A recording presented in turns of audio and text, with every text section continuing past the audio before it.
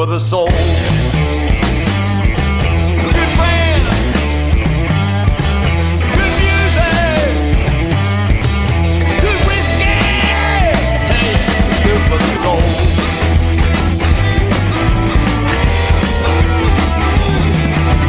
Bob and Jay was shooting the pool.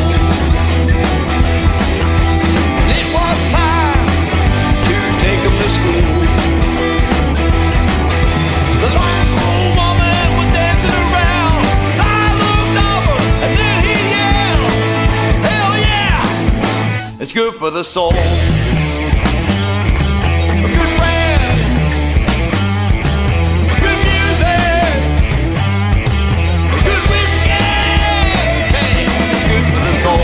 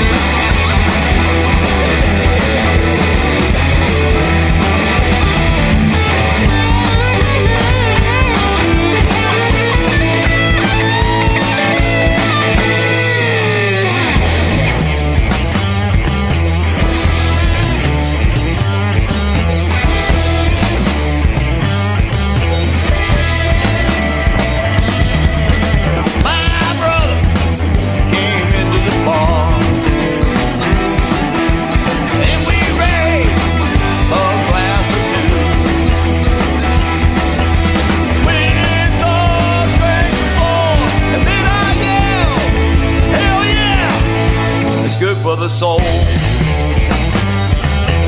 friends,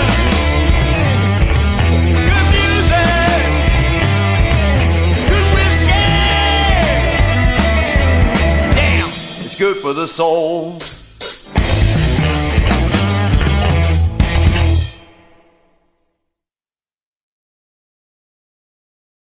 Gentlemen, that's how you kick off the show right there. What's going on, everybody? Happy Tuesday. Welcome to Glicks House of Music. That was the Southern Outlaws band. You guys know that song by now. It's become a favorite here on the network. We get to play it all the time, too. But if you're not already, go ahead and check out the rest of the network. You know where we're at. We're on all the socials everywhere.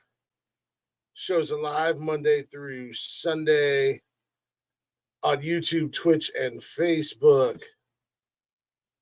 And don't forget, you can listen anytime, any place, wherever you listen to music at.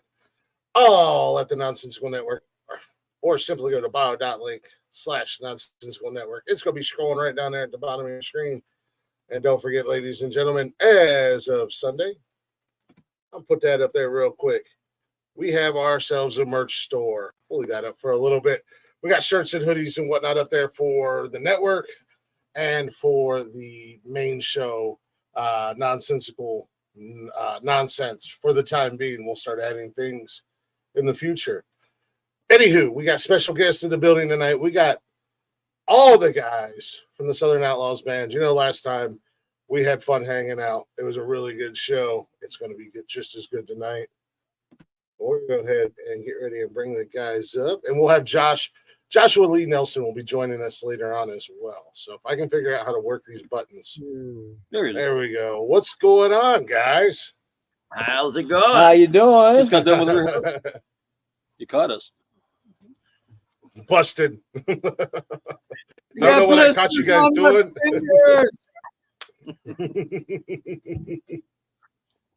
I don't know what I caught you doing, but I'm sure it's not the worst thing you've done. Moonshine. No. We've been caught doing worse. Yeah. We did have to clarify and make sure that all plants were accounted for, secure, locked up, put away. Yeah. After our last experience with Dave. Dave killed the plant on the last one. Plant destroyer. Oh, yeah. Plant destroyer, yes, absolutely. Yes. That plant is blooming better than the rest of them. Nice. Yeah, there we go. Not too late at all. And speaking of the devil, Mr. Joshua Lee. What's Nelson up? What's up? There he is. with I'm us trying as to get well. y'all in my ears here, but I don't know if it's going to work on this app. We can hear you. Well, I can hear y'all too, but usually I got my little Bluetooth headsets that I stick on so I can hear real good because I get so used to having that thing on. That's all right, Josh. You don't want to wind up hearing Dave, anyways. So.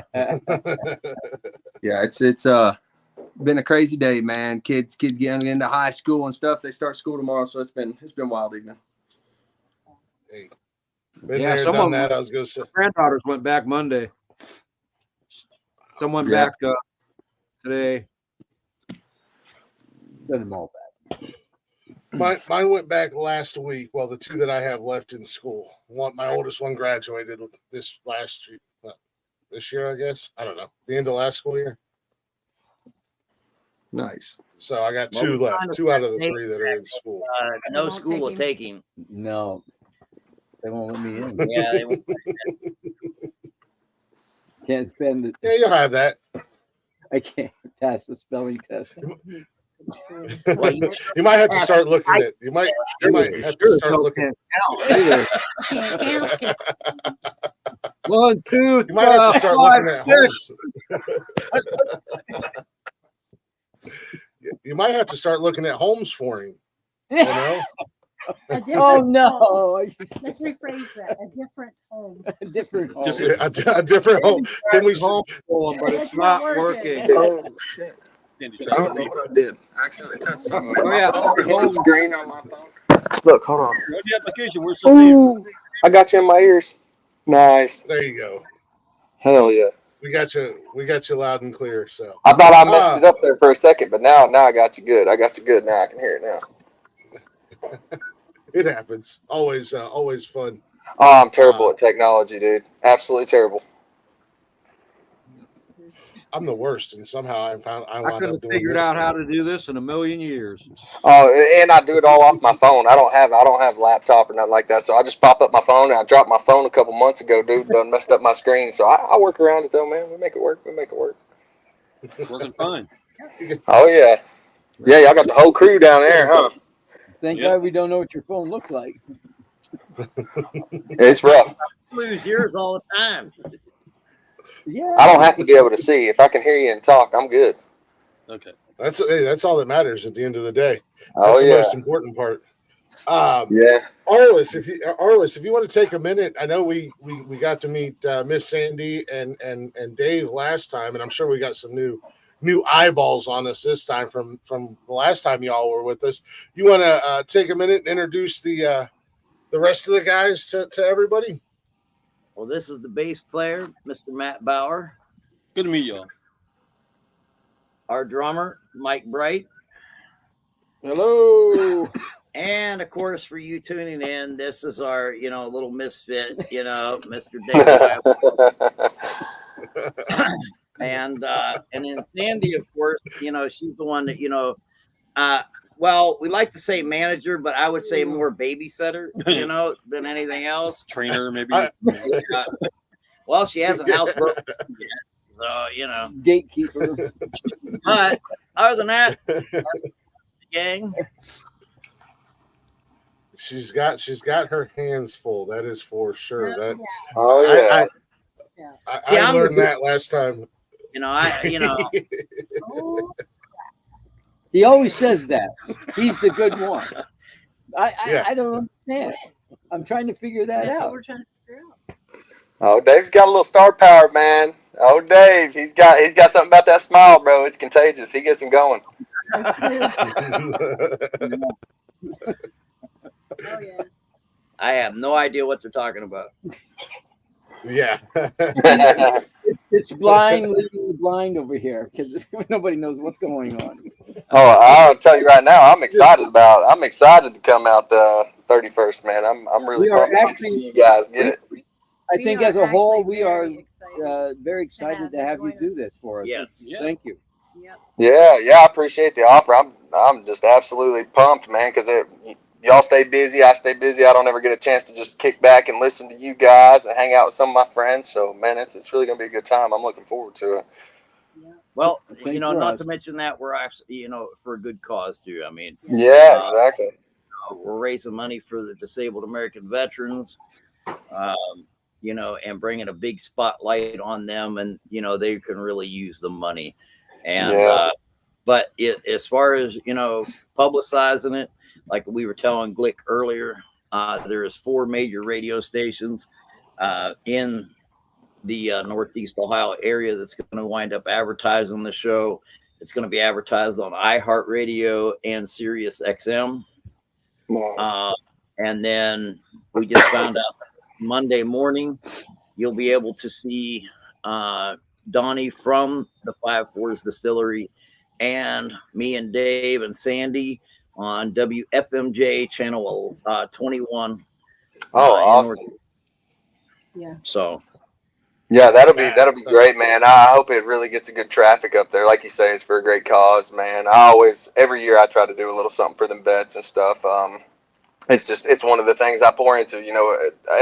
There's a million places we could be, but we have to kind of pick and choose sometimes where we go, and that's usually one that I definitely try to stop and make time for every year. yeah, definitely. And it kind of hits Nice. home for me. I know it hits home for the Glick because we're both military veterans ourselves. Yeah, Well, yeah. I'm not a veteran. I wanted to join the military, but I'm surrounded by vets. Oh, I thought you were and- in the Army. No, unfortunately, I was deemed damaged goods. Oh, hey, man. Well, you tried.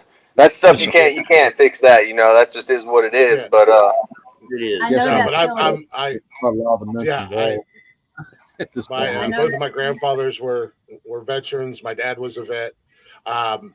Most of the guys on the network here, we have Air Force, Navy, and Army, because one of the guys on the network, he did 8 or 10 years in the Air Force, retired from the Air Force, and the day he retired, he enlisted into the Army.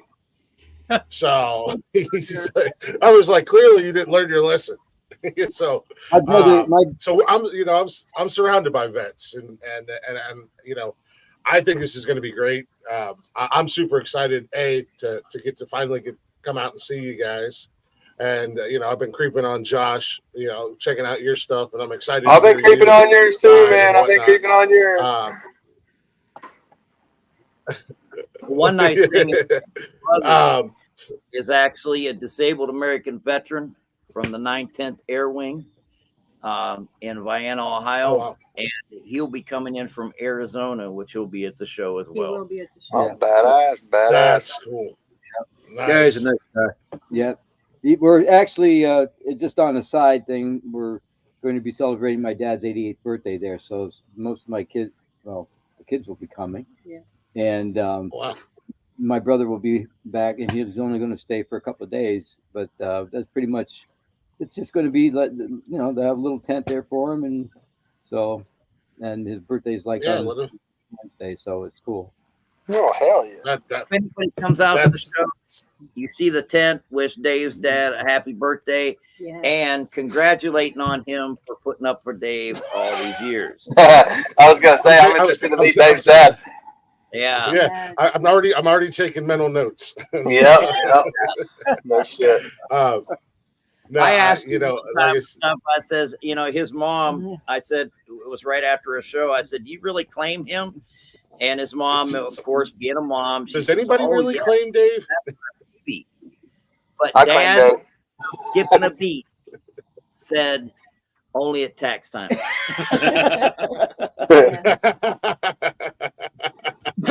That's funny.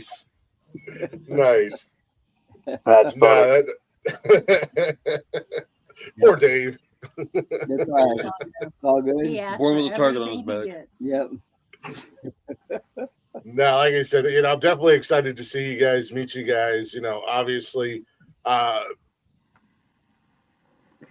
extremely thankful that you're allowing me to be a part of the show with you guys. Yeah, likewise threw to me you for a guys, loop. man. I think it's a great honor for you to come in and MC the show, Glick. We really do. Yeah. It kind of threw me for a loop. I was like, man, I don't know what I did to be there, but definitely honored to be there and very thankful. So looking forward to it. I think it's going to be a really fun event.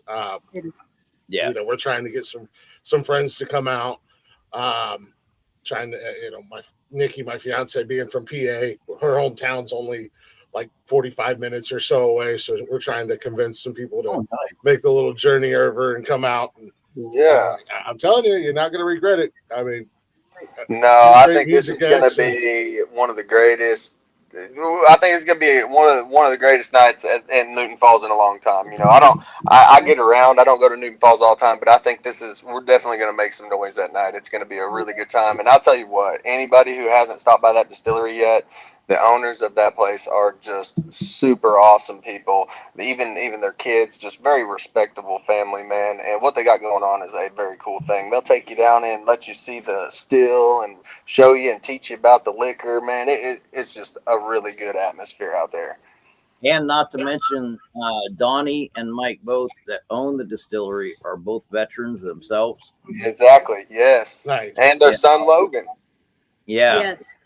So I mean, like Josh said, they are great people. They really are. Where are they Oh yeah.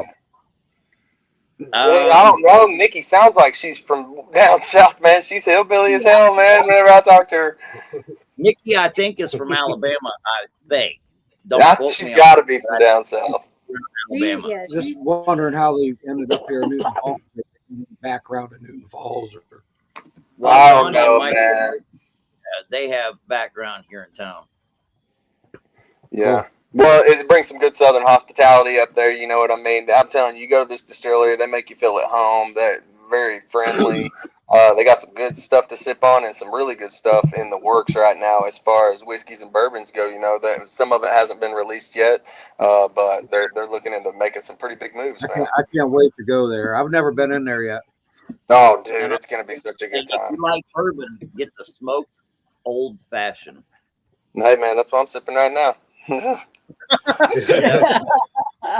going to tell you, this smoke is out of this it world. smells good. I'm an old fashioned dude. I'm on these things. This is my drink, man.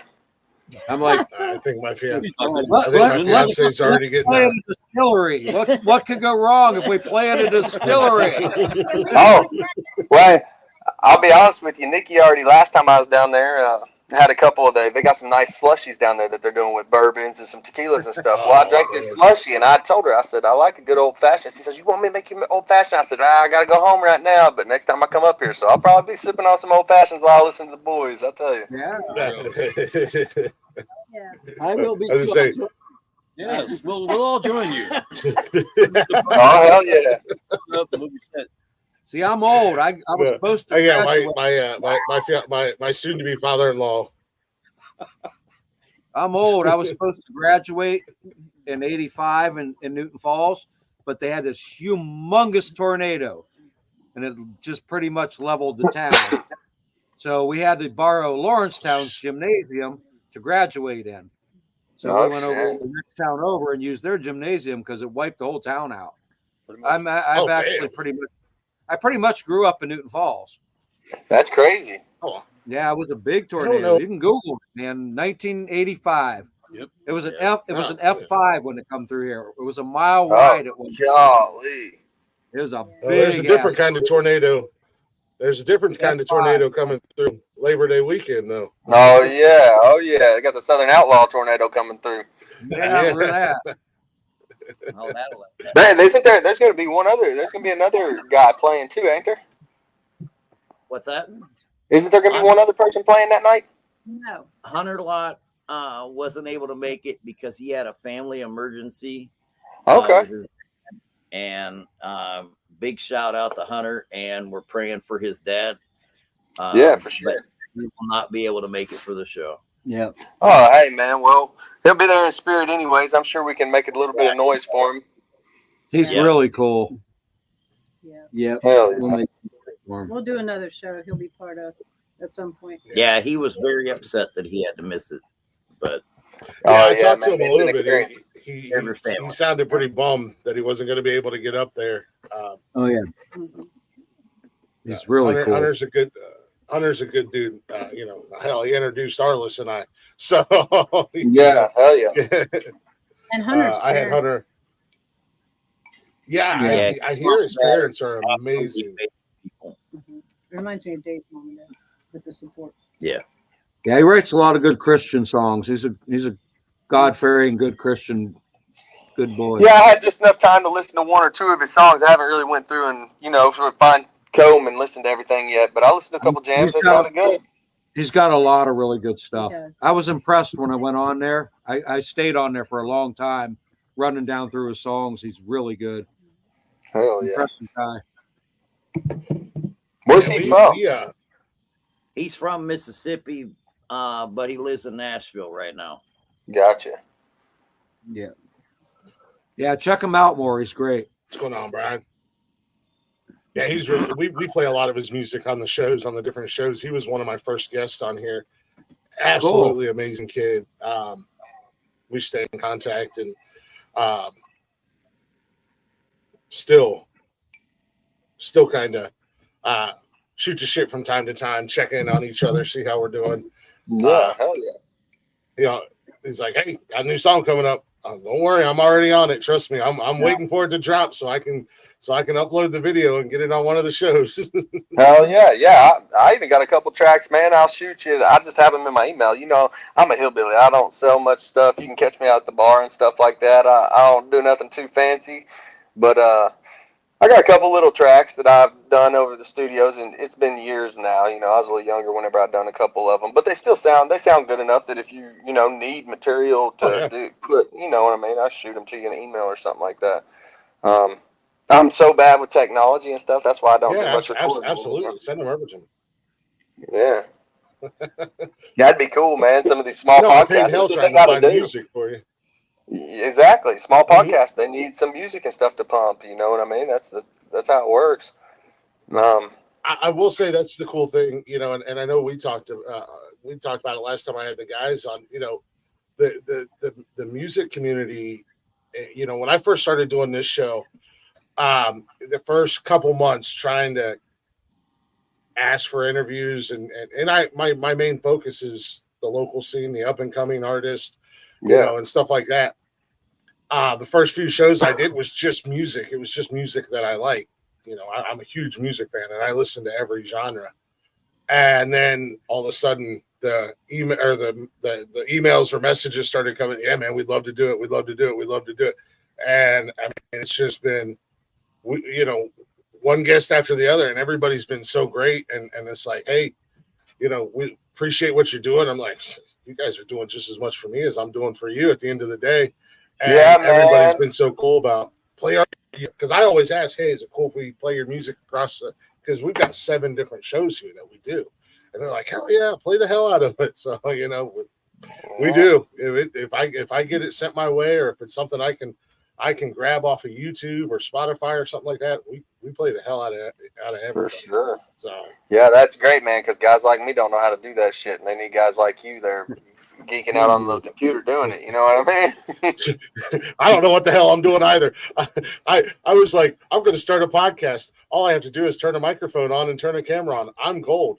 I didn't realize how much went on behind the scenes, and I don't know computers at all. So everything in the last couple of years since we started, it's all been self-taught. It's all been trial and error for me. So that's what it takes. That's exactly what it takes. All the guys that done it before you, bro, that's what they did. They dive in, don't know shit, learn a lot, and then it'll be what it'll be. But yeah, I mean, all of us guys who are regional and locals, not everybody's a part of them big guys. They need a bunch of these little, just small town, independent guys that are just trying to learn, trying to make a splash with what they can, with what they know. Absolutely.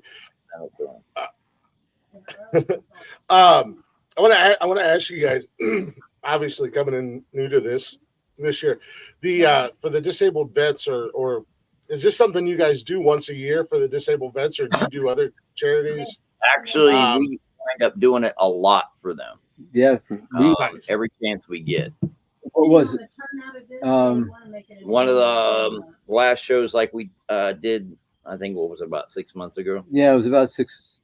We raffled off a signed Gibson guitar from Guitar Center that we all signed. We had 50/50s. We had a badass whiskey bottle, and we raised money and stuff for them, at that time. Yep. So we try to do it as much as possible. Anytime well, that one is kind of close to us because we know the people involved. It does have, we've seen where the money goes to. Yeah, it's our local chapter up here. Yeah.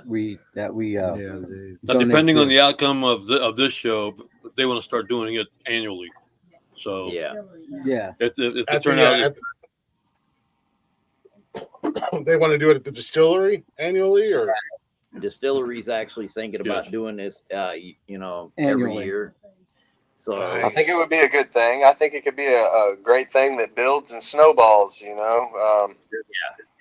It's the way it's set up. It's almost perfect for what we're going to do. I mean, it's just yeah, we have absolutely, to yeah. give a shout out to Mac Trailers. yeah. They're bringing in 2 brand new Mac trailers to build up the stage. They had a new Hell pole, yeah. electricity put in. Yeah, the city of Newton Falls City. put in new electricity for Yep. the show. So Mhm. Hell yeah. yeah. wow. So it sounds like the city's getting behind it too, which is always good because Lord knows how difficult they can be sometimes. yeah, that's rare and special, I guess you could say. Always went through this trouble with this. Yeah. If it's gonna Yeah. rain, it tends I think it'll do good, like you say, man. It's perfect for it. The history of the owners, it's all. There's a lot of heart in it, and usually whenever you got heart in something, you can make it. You can make it work, and it just works whenever it's supposed to work. So Oh, absolutely. Yeah.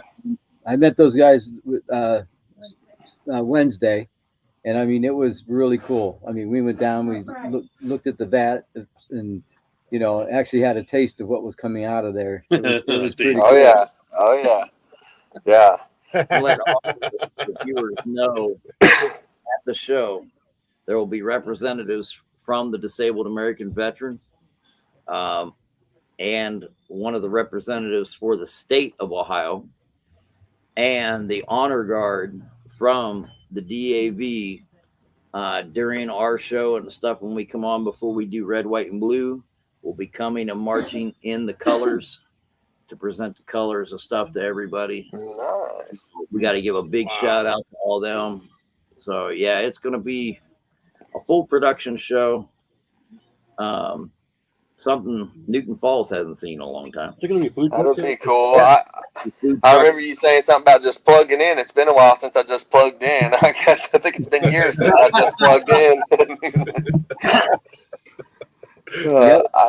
It makes me a little nervous, but I trust you guys. You know what I mean? Well, we got a have great our full sound and lighting crew that'll wind up. being yeah, there we're for good the with that. show. we got a great All we sound got to man. do is pray for no rain. Pray for no rain. That's right. And listen, man, that cloud follows me. I don't know why. No rain. Don't know why. No dark clouds, no rain. No. None No but rain. sunshine. No, nothing but sunshine. We're getting the crap weather out of the way now, so that the 31st will be nice. Yeah, matter of fact, later on tonight, Dave and Mike's going to do a little no rain rain dance. dance. The A little rain dance. Yeah. It'll be There we a go. dance. Thank God we won't be in the same location. Not during the dance, no. It's not something we want to wind up showing publicly, but Sandy will wind up recording it. I was gonna say, record that, throw it up on the TikTok page, throw it up on the social medias. Oh, they put me up on TikTok already. Oh my gosh. I do that. Yeah, man. Are there going to be like food trucks and stuff set up or anything like that? Or? Yeah, that's what I was gonna ask. Also, yeah. Has anybody heard food situation? I think I know right now they have a barbecue food truck that's going to be there, and I think Nikki's working on a taco truck. I think. Nice. So there'll be plenty of different food and the most important thing, plenty of beer. Yeah. There's a distillery there. Yeah. Hillary went through. Well, Chris. The real necessity there. Yeah. Yeah, the important stuff. Yeah. The We most got important. meatballs, though. We got meatballs. Right now, we got meatballs. Mhm. The old liquid courage. That's what she said. Yeah. Oh, if she that was if she said it, something's wrong. Y'all better be careful. You're going to piss the babysitter off. Babysitter went on strike. The baby's No, hell, Sandy does y'all good, man. Hell, I see her. She works hard for you guys, man. Always sharing some stuff. I'm so terrible at it, but whenever I get on there and I notice the people that are putting in the work. You know what I mean? I really do. And another thing that helps a lot, and I'm going to do this to you guys as well. I'm sure, Glick, you can probably tell. Hey, that whenever you go as networking and stuff, you go to Facebook. You go to invite. If I go to your page, I can go to invite. Well, it'll tell me to select 1,000 people, and I'll select those 1,000 people, and I shoot invites out.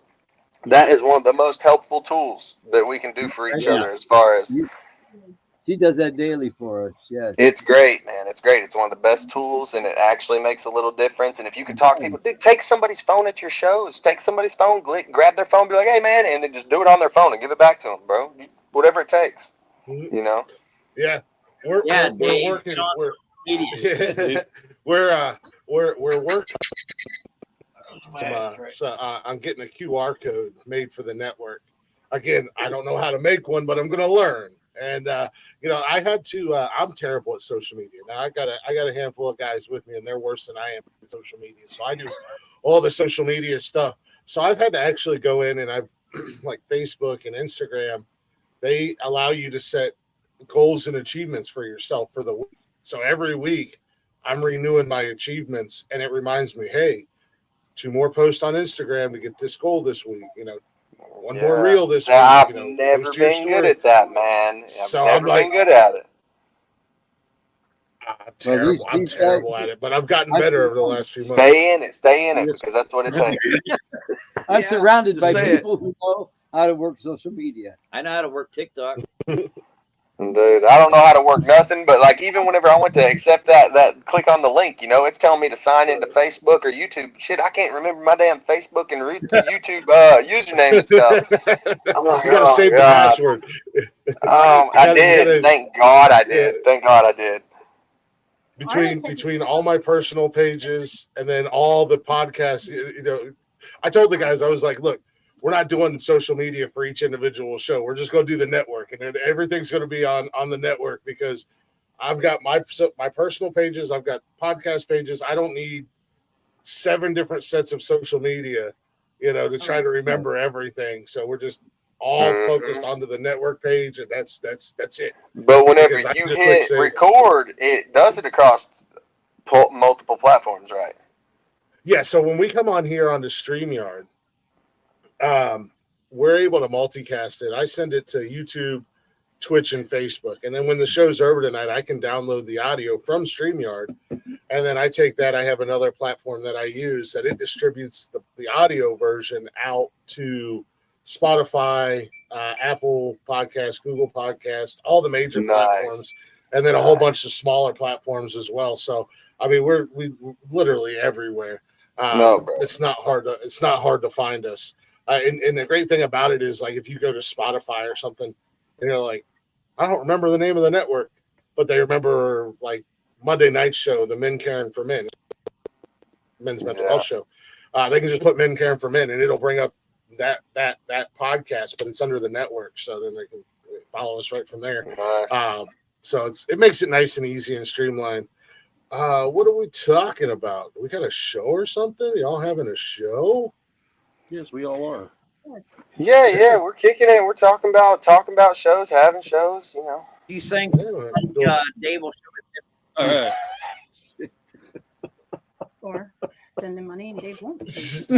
Yeah, actually, Rebecca, we're doing a little podcast here. We're talking about what was that, Saturday the 31st, 5-4's Distilleries. These gentlemen beside me and this young man down below me, they're going to be performing, and they're going to let me loose with a microphone as well. So I'm excited about that. Hey, I love having a good speaker. It's a charity event for disabled veterans. So, we're up in Newton Falls. I ain't never been up there. I think I've gone through there, but I've never been up there. Never been to the distillery. Obviously, I'm excited though, to check it out and get up there. I always like finding just the random distilleries to just. Sometimes I don't even drink liquor anymore. I just like to wander through them aimlessly because it's really. Oh, cool. dude, I was just gonna say, man, I hope you don't go over there, get all snickered up, and then come and try to MC us. Be quick in the stripper pole. Hey, maybe. Hey, again, if I wind up on a stripper pole, all money made will go to the charity. Hell yeah, exactly. Hell yeah. So tip generously. You know what? Knowing that, I don't even think we have to perform. Tip generously, whether you Just watch Glick. We will have a poll. We'll put you in the Olympics next year. Joshua can play his music and he can dance on Hey, the there you go. Oh no, we got a whole thing going. Shoot, no, y'all gotta play the music. Y'all got the full band, so y'all can do the damn thing. What are you talking about? He'd wind up joining the, on the pole wagon.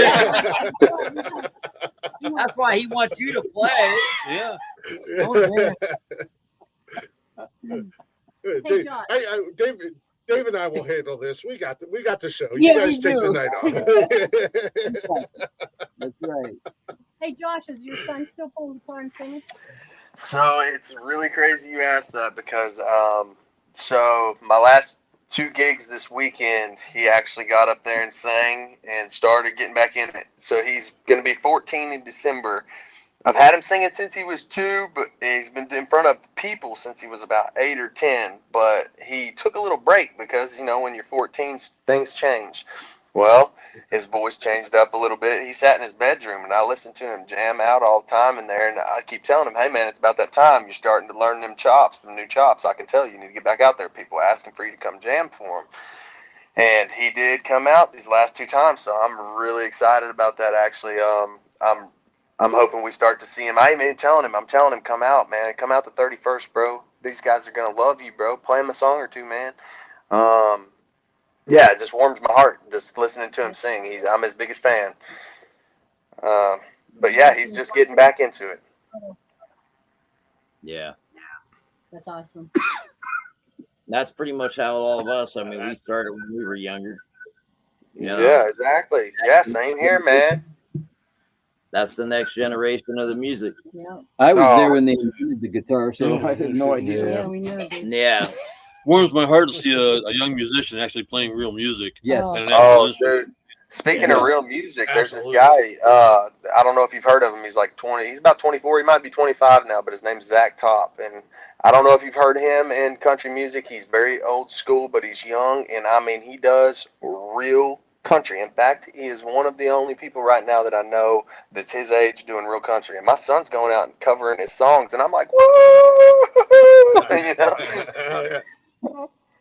That's awesome. I love it. That's a rarity now to find. Yeah. Old school country is good. Yeah. Oh, I don't the rap pop country. That's just not what I like at all. Yeah, it's not my favorite either, and I've catered to it a little bit, doing what I do over the years. I've catered to it a little bit. I tell people, this the gig I was at the campground the other night. I tell them, hey man, I'm gonna sing you some cheesy songs, and we're gonna sing some good country songs too, and they kind of laugh, and they're like, cheesy ones occasionally. You gotta do that little cheesy song. Somebody wants to hear it, you happen to know it, you do it. But yeah, I like the old school real country. If you want to make a Yeah, buck, you gotta play what they cater. want to hear. Yeah. I get it completely. Yeah. I'm the Yeah. Conway, the George Jones. I like the old stuff. Man, me too. Keith Whitley. Yeah, I like the And old even stuff. That's what I most grew- of the yeah, I was stuff gonna I say love the most, I'm not even that great. Like I can't play like that. Most of the stuff I really love to hear, I'm not even of that caliber musician. Like Zach Top, dude, he's a whole nother caliber musician to me. But I'm glad that they exist, and I'm glad that they bust their ass because I love hearing them in my ears. Yeah. There is a new generation of younger guys, and I don't know how old you are, Josh, but younger artists, I should say, that are coming up. They're writing their own music. They're making good music again, Real country. and they're loving what they're doing. I just had, and I'm going to have him back because we had some technical issues with the interwebs not working properly. A gentleman by the name of James Luker. He was actually just up in Northern Ohio this weekend for the Redneck Olympics or something. Okay. I don't know what it was, but it was a big concert up in Wellington. Yeah, but he's 22, 23, but he's got this rock country sound to him, and he's really good. And it's really like I told him, it's nice to see young people writing their own stuff and getting back into the old school style of music, whether it be rock or country, and not doing this freaking studio produced 20 writers, computer generated music. They're playing instruments, they're having fun. I think Hunter and I talked about that when I had him on the show. And then, of course, you come across these guys who is like, man, I haven't heard music like this since I was a kid. Growing up listening to Skinner and whatnot. Now it's like a new band taking over. And it's just like, man, this is my happy place again. I will tell you one thing, though. Being in the studio, to me, is probably one of the best experiences you could ever have. I mean, I enjoy it because you can be creative. And, I mean, you record, and what you record is forever. I mean, and I mean, when you finish that product, and it's just I don't know, it's very nice to do. Yeah. Keeping something alive. I get it. Well, the kids these days, if they do something on their video game and they do it, and they're like, well, did you clip it? Well, it didn't happen if you didn't clip it. Well, I'm totally guilty. I don't record enough music. I don't write enough music. But you're right, man. Whenever you go record something, it's very special because now you clipped it. It's all real. It didn't happen if it's not recorded. It didn't. Right. Yeah. So and you're 100% right. There's something super special about recording. Josh, you need a portable recorder where you can just, if you think of something, do it, record it. Well, I do it in my phone. I have some voice memos and stuff, ideas. I'm terrible with writer's block too, man. They used to write it down on a piece of paper in the plane as they were going around, just jot a little bit of something down on a piece of paper. I still do. We still do that. I'll still walk through the house. Something comes in your head. You write it down. Outside, I get something comes in my head. I immediately write it down. Yeah. Because if you don't, you forget it. It may not make sense at that point in time, but eventually it will. And it'll reword it or change the structure of the sentence and make it fit. But I've never considered myself gifted in the writing area. I like to go out and perform. I didn't even want to play guitar. Whenever I started doing this, whenever I was like 20 years old, I didn't even want to play guitar. I just wanted to sing and have a band and stuff. Well, then I actually fell in love with like guitars as what they are, like a nice guitar that was just something special. So I started collecting nice special guitars, and then I was like, man, you got a lot of nice special guitars, you should probably learn how to play these things. So now I kind of consider myself a little bit of a guitar player.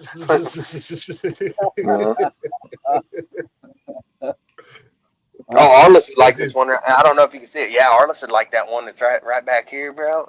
Shit, I can't really see it. Hey, this thing right here, man, that's a BC Rich 80s. It's got the snakeskin gunslinger, man. USA gunslinger. Oh yeah, it's a screamer, man. It looks like Arliss's hat. It's got that snake on it. Hell yeah. Yeah, I once upon a time I thought I was going to learn to play guitar, and I bought one about probably close to 20 years ago now. It's still sitting here against the wall collecting dust, and I couldn't play it. It's weird. My guitar's like my best friend, man. I tried that too. Stuck with the drums. Yeah, that's right. Guitar's hard, drums are easy.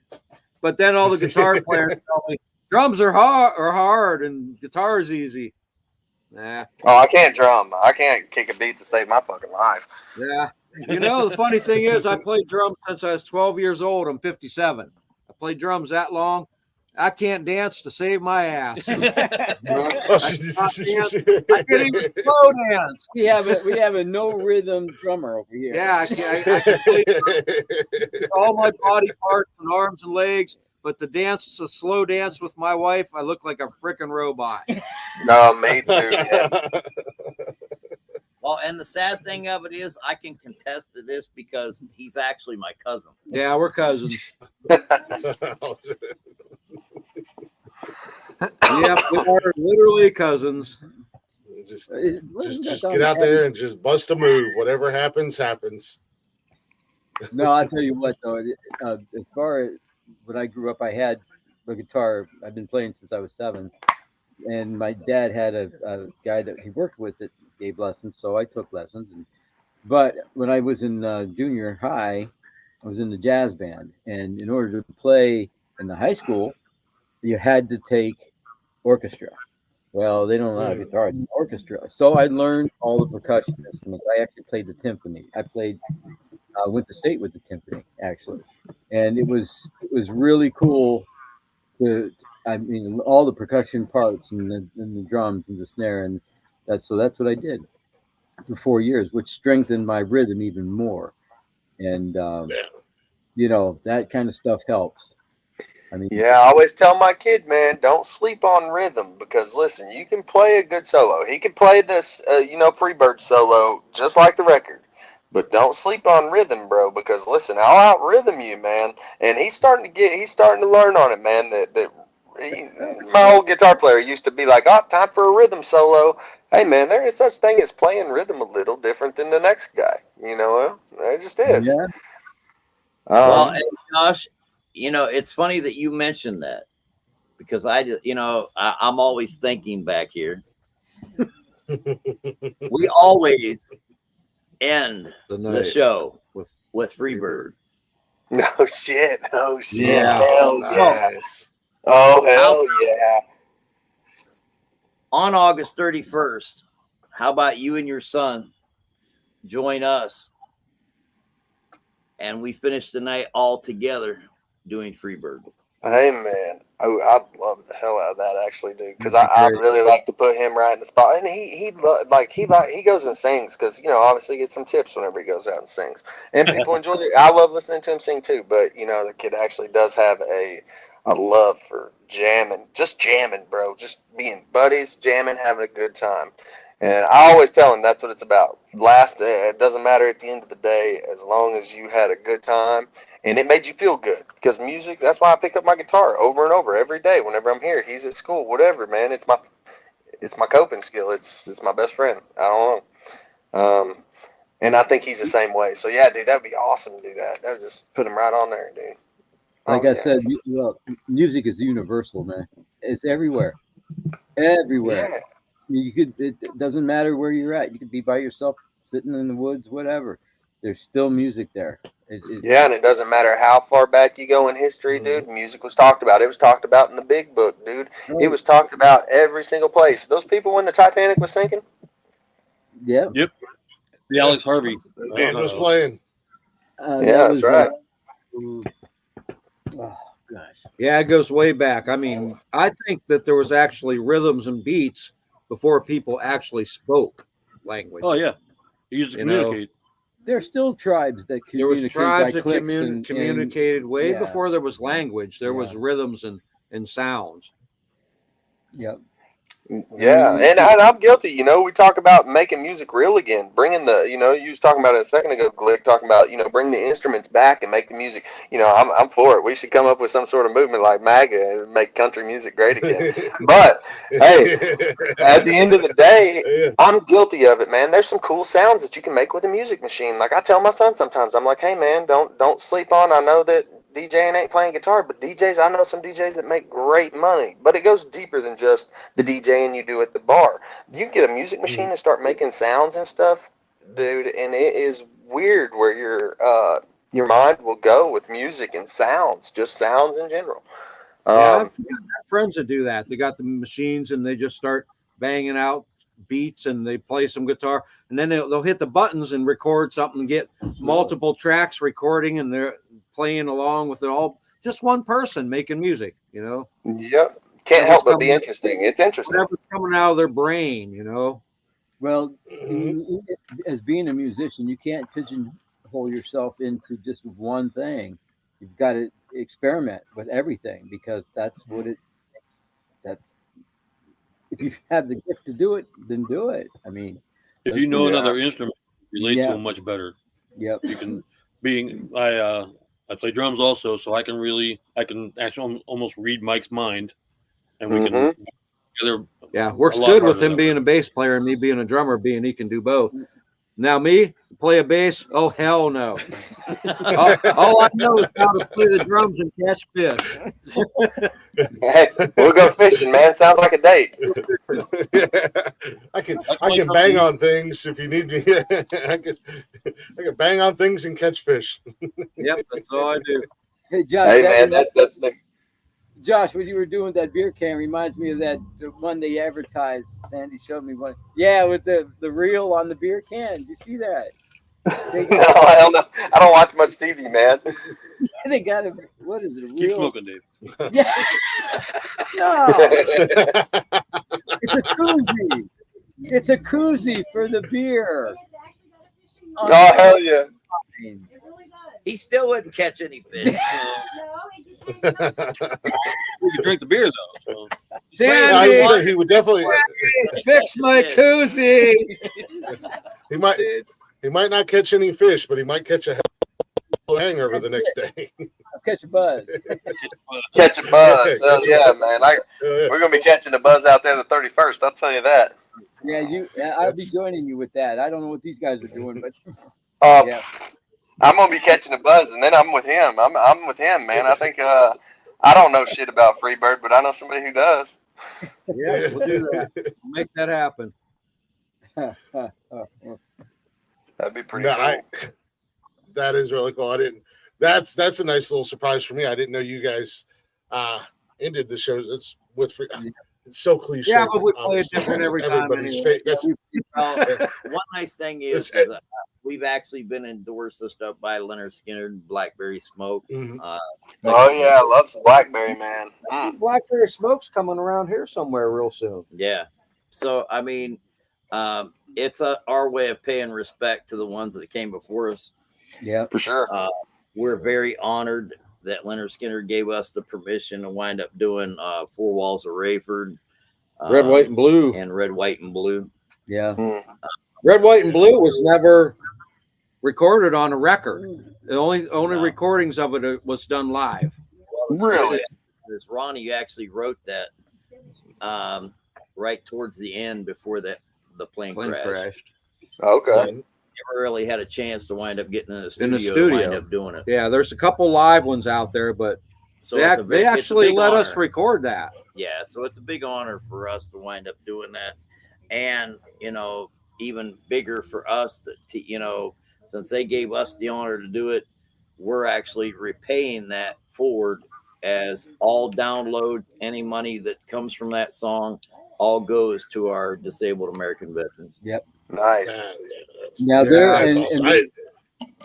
they're also doing the same thing on their end, but it goes to the national one in DC. Yeah. Mm-hmm. And like I told Orlis when him and I were first chatting, that's I love Skinner, and I know that's a newer, quote unquote newer song.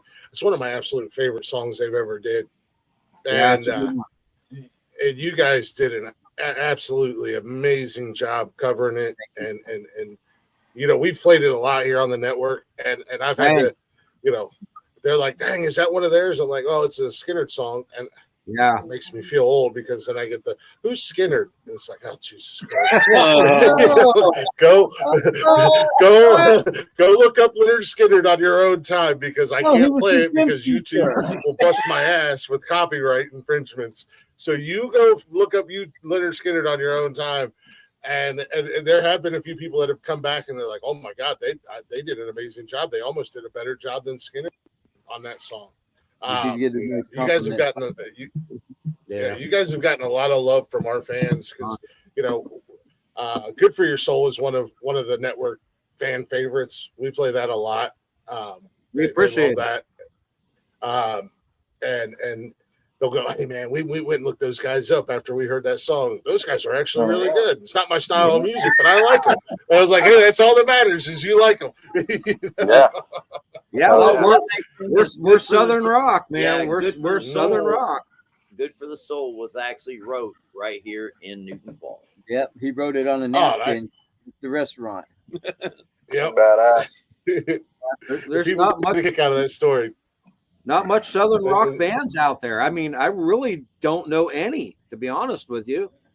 You know, Cadillac 3 was a little bit Southern rock for a while till they moved to Nashville, and then they kind of switched it up, you know. You know, you had the Skinner, the 38 Special, the Molly Hatchets, the good, honest, true Southern rock, and that just ain't out there no more. Well, you have the Blackberry Georgia Thunderbolts, Smoke, of course. Blackberry Smoke. Yeah. And that's what I'm saying with this Zach Top. You can't find real country like this, man, just everywhere on every corner, man. When you listen to this Zach Top kid, you'll know exactly what I'm saying. Yeah. It's crazy, bro. It's crazy. Somebody was telling me about him and said that I should hit him up and try to get him on here. Oh, bro. I've heard the name, and I'm probably one of those I'll look artists it that up. came up on like when I'm just randomly listening to music, you know, and I've heard his music before and just didn't realize it was him. So I need to get my what you guys talking about, just writing stuff down. I have the ramblings of a madman, as I call them, my little notes that I take, and I just scribble shit down so I don't forget. Right here. Yeah. Our laundry, here on my desk beside my laptop and everything. So our damn dryer went out, and I went up to the laundromat and just heard him on the radio here recently. That was nice breath of fresh air to hear him on the radio. Hey, do you play any Larry Fleet songs by chance? Man, you'll stump me easy. You might not stump my kid as easy. My kid's better than me. If you like real good old school country, check out Larry Fleet. He's really, really good. Sounds excellent. familiar. Great lyrics. He's one of my more modern ones, but he's country. It's great. Yeah. Yeah, my son's been on a big Riley Green kick lately, man. I'll tell you one thing I do like about Riley is the way that his music's produced. Like you say, it sounds like he's sitting in a living room playing the guitar, not with all the production and shit. I love that. You ever heard of Corey Smith? With a lot of the new artists, you know, when they wind up doing things in the studio, they can't reproduce that on stage. It's so overprocessed. Exactly, you can't. Yeah, exactly. That ruins everything. Yep. Yeah, I agree, man. I agree. And, you know, I'll be honest, y'all was just talking about Skinner's music. Man, great music. I love Skinner. But I will say that last album, whenever I turned it on, it's produced so different from Skinner's sound. It's weird hearing Skinner produced like that, man. Yeah. To me. So many it's bands. not bad music, it's the production. Yep. Yeah. Yeah. They there is overdone thing in the as studio. Overproducing it. Yeah, because then when people hear it on the radios, then they go to hear it in concert, and it's like, well, that ain't even close. There's a lot of bands. A lot of bands have done that over the years. Yeah, keep it simple. I mean, keep it simple. The 80s, the 80s and the early 90s was notorious for that. I mean, they just we're the opposite. Together. We're actually better live than we are with the recording studio stuff. Yeah, we're better live than the recording stuff. That's I kind of feel that way too, because honestly, I've just played a lot more in the smoky bars than I have in the studio. I haven't spent a lot of time in the studio, but I've spent a lot of time at the bars and just hanging out with the people, you know, in live environment. I don't know. I don't have a sound guy, so that's kind of sometimes a battle because I don't know nothing about sound. But everybody says it's good, so we just roll with it and keep rolling with it, man.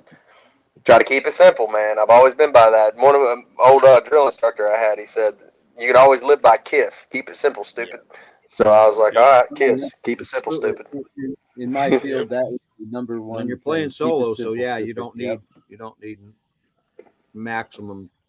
Yeah. You're playing solo. Sometimes less is better. Well, yeah, right? you could actually get up there with acoustic with nothing and that's Josh. Bring the house down. That's him. No mics, I mean, just you and the guitar, and that works. And that's the thing, you know, even whenever I sing without a microphone, I've spent more time singing behind a microphone than I have here in my living room without one. So it's like sometimes I'll sing just hanging out at my mom's house or something, and I'm like, wow, I forgot how small I am. Like, my voice is just not as big, unless you got those amps to really stick it through. It works, don't get me wrong, it's in key and stuff, but I just forget what it sounds like to be unplugged sometimes. Yep, be unplugged. Unplug's good. I'm always unplugged. I'm very disconnected. You gotta go back That's to one of my your favorite things. Plus. But your one comment that came through, yes, Whiskey Myers is an amazing. Yeah. They got good Southern. Hell yeah, they were sound. just in town, man. I totally agree with that. Yeah, come out the Yeah, 31st. I'll sing it. Hey, tell that guy to show up the 31st. I'll sing him some Whiskey Myers. Okay. There you go, Brian. You heard him. Yeah, we'll be there. Yeah, we'll be there. Yeah, I think so. Yeah. Just come up I and think I'm introduce busy yourself. that night, You Josh. come up and say I'm Brian, and come up and shake my hand and tell me you're Brian, and I'll sing you a song, some whiskey. Hell, I probably know Brian. It's probably my Brian. I know like 3 Brians right now that are my Brians, and it's probably one of them. Maybe. One of them's a big Whiskey Myers fan. I have heard of What's going on, Roger? already because I've heard of them. How's it going, Roger? Roger Smithburgers. Yeah, hello.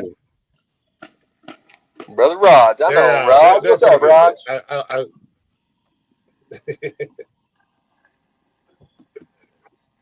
Yes, it is. I think that is your Brian. Brian Smithburger. Yeah, Roger yeah, I know. Smithburger. Man, Smithburgers is some good listening people, man. They love to come out and listen to good music. Especially Brian, man. His kids are getting older now. He comes out Sunday, sees me at the dog, dude. Just, you got those people who they don't want to do nothing but listen to some music and eat some damn good food. And Yeah, hell yeah. those are my you people, get man. It will be an outside show, so it will be family friendly. Family friendly, yeah. Family Yeah. So friendly. they, a lot of kids and stuff do this if they want. Yeah, they got a nice parking lot out there. I think we might be their first parking lot party, boys. We might be. Oh yeah. We are. Yes. Yep. Oh, I don't know if I can do family friendly. Oh, dude, I'm bad at it. My switch is real bad. I think I'm the exception, though. Like, I'll slip out a fuck here or there on accident, and people are like, oh, it's just Josh. He's okay. He'll be all right. Yeah. I was like that with my mom's friends. I tell guests all the time. If your kid hadn't heard this Yeah. language yet, I tell no guests problem. all the time. I tell My guests all family- the time when they're coming on the show. I'm like, hey, just so you guys know, this is grown folks podcasting. You can drink, you can smoke, you can curse. You don't have to. Like to go to Cracker Barrel because Yeah. they treat you Treat like family. me like family. Yeah, it's good. I was going to say, man, I don't really pop in on stuff like this too often in the public, man, because I'll be wind up on your What the Fuck Wednesday real quick. That's us all the time. Don't worry, it's only Tuesday. I was gonna say, I bet I could get with Arliss and get all kinds of stories from Dave that I could do multiple What the Fuck Wednesdays just on Dave. Oh yeah. Friday, Saturday. We're just gonna bring Dave up as a new co-host. we'll give him a segment called "What the Fuck, Dave." What the There you fuck, go. Dave? I love it. I love it. You got a tagline and everything. Yeah. All on t-shirt, Yeah. man. Oh, Yeah. t-shirts. Yeah. Merch. Now, right? I got I one that smell a says, collaboration. yep, I got a hat that says WTF. Where's the fish? Where's the fish? Hell yeah. WTF, where's the fish? So me, I thought it was what the fuck. But Where's the fish? Where's the fish? thank you. Yeah, that's me, man. I'm with you on the fishing thing, dude. I go out and I try to Dude, I'm hit that rock and go fishing. I'm actually a charter captain. That's what No I do. way. What? On Lake Erie? Lake Erie, and go up to Michigan for 6 months. These guys are making me stay here for Labor Day show that we're talking about. I'm supposed to be in Michigan running charters already for salmon. What? Yeah, I do salmon charters up in Michigan on the Manistee River. Dude, They that's a won't- badass gig. They won't let me leave. Oh wow, man, that sounds super interesting, man. I do that's Lake awesome. Erie. I do Mosquito. I do Pymatuming. Hell yeah, you might have to show me a thing or two sometime in the future. I'm not a real good fisherman. I love going just to get outside, Oh, man. We'll go fishing. I got dynamite. Yeah. They even fish too. They've got cabin in Yeah, Pennsylvania. yeah. They trout fish. It seems to me pretty much Oh, wow. almost 80% of musicians and people in playing bands I tried like to to answer catch that, fish but I got right. or Yeah. shoot deer. Oh, I shoot Yeah. deer too. Oh, I love Yeah. shooting deer. Okay, guys. Yep. Yeah. And yes, to answer the question that just popped up. What? Yes, we will have What's it say? merchandise at the show. Thanks to Mimi's Creations, that will be set up inside a distillery. There will be tumblers and different things and T-shirts that she's going to wind up selling at the show. That will have the Southern Outlaws logo and a few other surprises that she's got. So, yeah, merchandise at the show. Sounds like I should probably be introduced to Mimi's. Nice. Because guess what? I ain't gonna have shit at the show, but I'll bring some country music. That's right. Bring I'll tell yourself. y'all a Man. website where you can get some podcast merch. There you go. Yeah, that's what I want to get into, man. Is the online. I've had merch a couple times. I'm due to grab some merch right now for my on-person stuff, but I'd like to get onto online. I'm so bad at technology. I think it would be a great thing because then you don't have to carry it all on your person. It's make to order, so that'd be super sweet. But Yeah. Well, We, when we're ever we tight for just- money, we try to sell Dave, but we haven't, gotten any takers yet. So. I'm the only person I know they put on the street corner in the cul-de-sac. I mean, so how are you supposed to make any money over there? Return customers. That's right. That's only because they return. I just figured out how to send an email. I'm terrible at this stuff too. I can relate to you. I am technology Yeah. stupid, Yep. but I can catch a fish. Sometimes life is easier that way. If you could Yeah. avoid That's the technology. problem. I just make my wife do it all. Yeah. No, Honey, got it. we just opened our merch shop Sunday. It's all online. But that's my I seen fiance. the Shout white out to shirt. her. You got any black shirts? We Or you just have got the white? no. We got if you go onto the merch store. Actually, while we're talking about it, why not? I'll do a little shameless plug. Or Yeah, that's what I was gonna say. Yeah, shameless plug that thing, bro. anybody who's watching nonsensical nonsense.myspreadshop.com. We have a couple designs that are still in review, but so we have a Nonsensical Network is like the show that started or Nonsensical Nonsense is the show that started this whole ball rolling.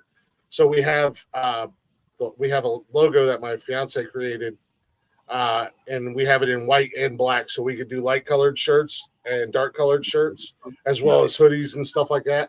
And then we have a network shirt that she did. We have women's shirts, we got curvy shirts, we got hoodies, and they're in all different colors. Cool, We tried to yeah. give a variety of colors and stuff like that. This is kind of a trial run. Right now, we just wanted to do Nonsensical Nonsense and the network and kind of see if there's a demand for the merch.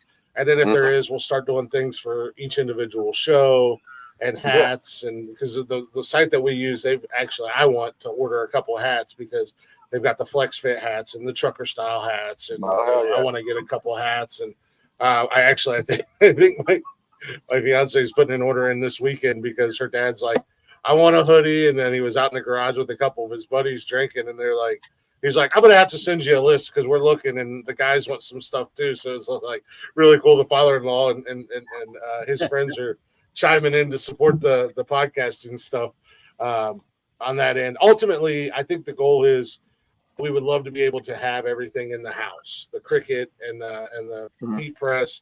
And that way, when somebody drops an order, we can send it right out because right now it's, going that route, you got to wait 2 to 3 weeks before you get your stuff. So You going through a make to order like a person online or something right now? Somebody who's making it to order or right now?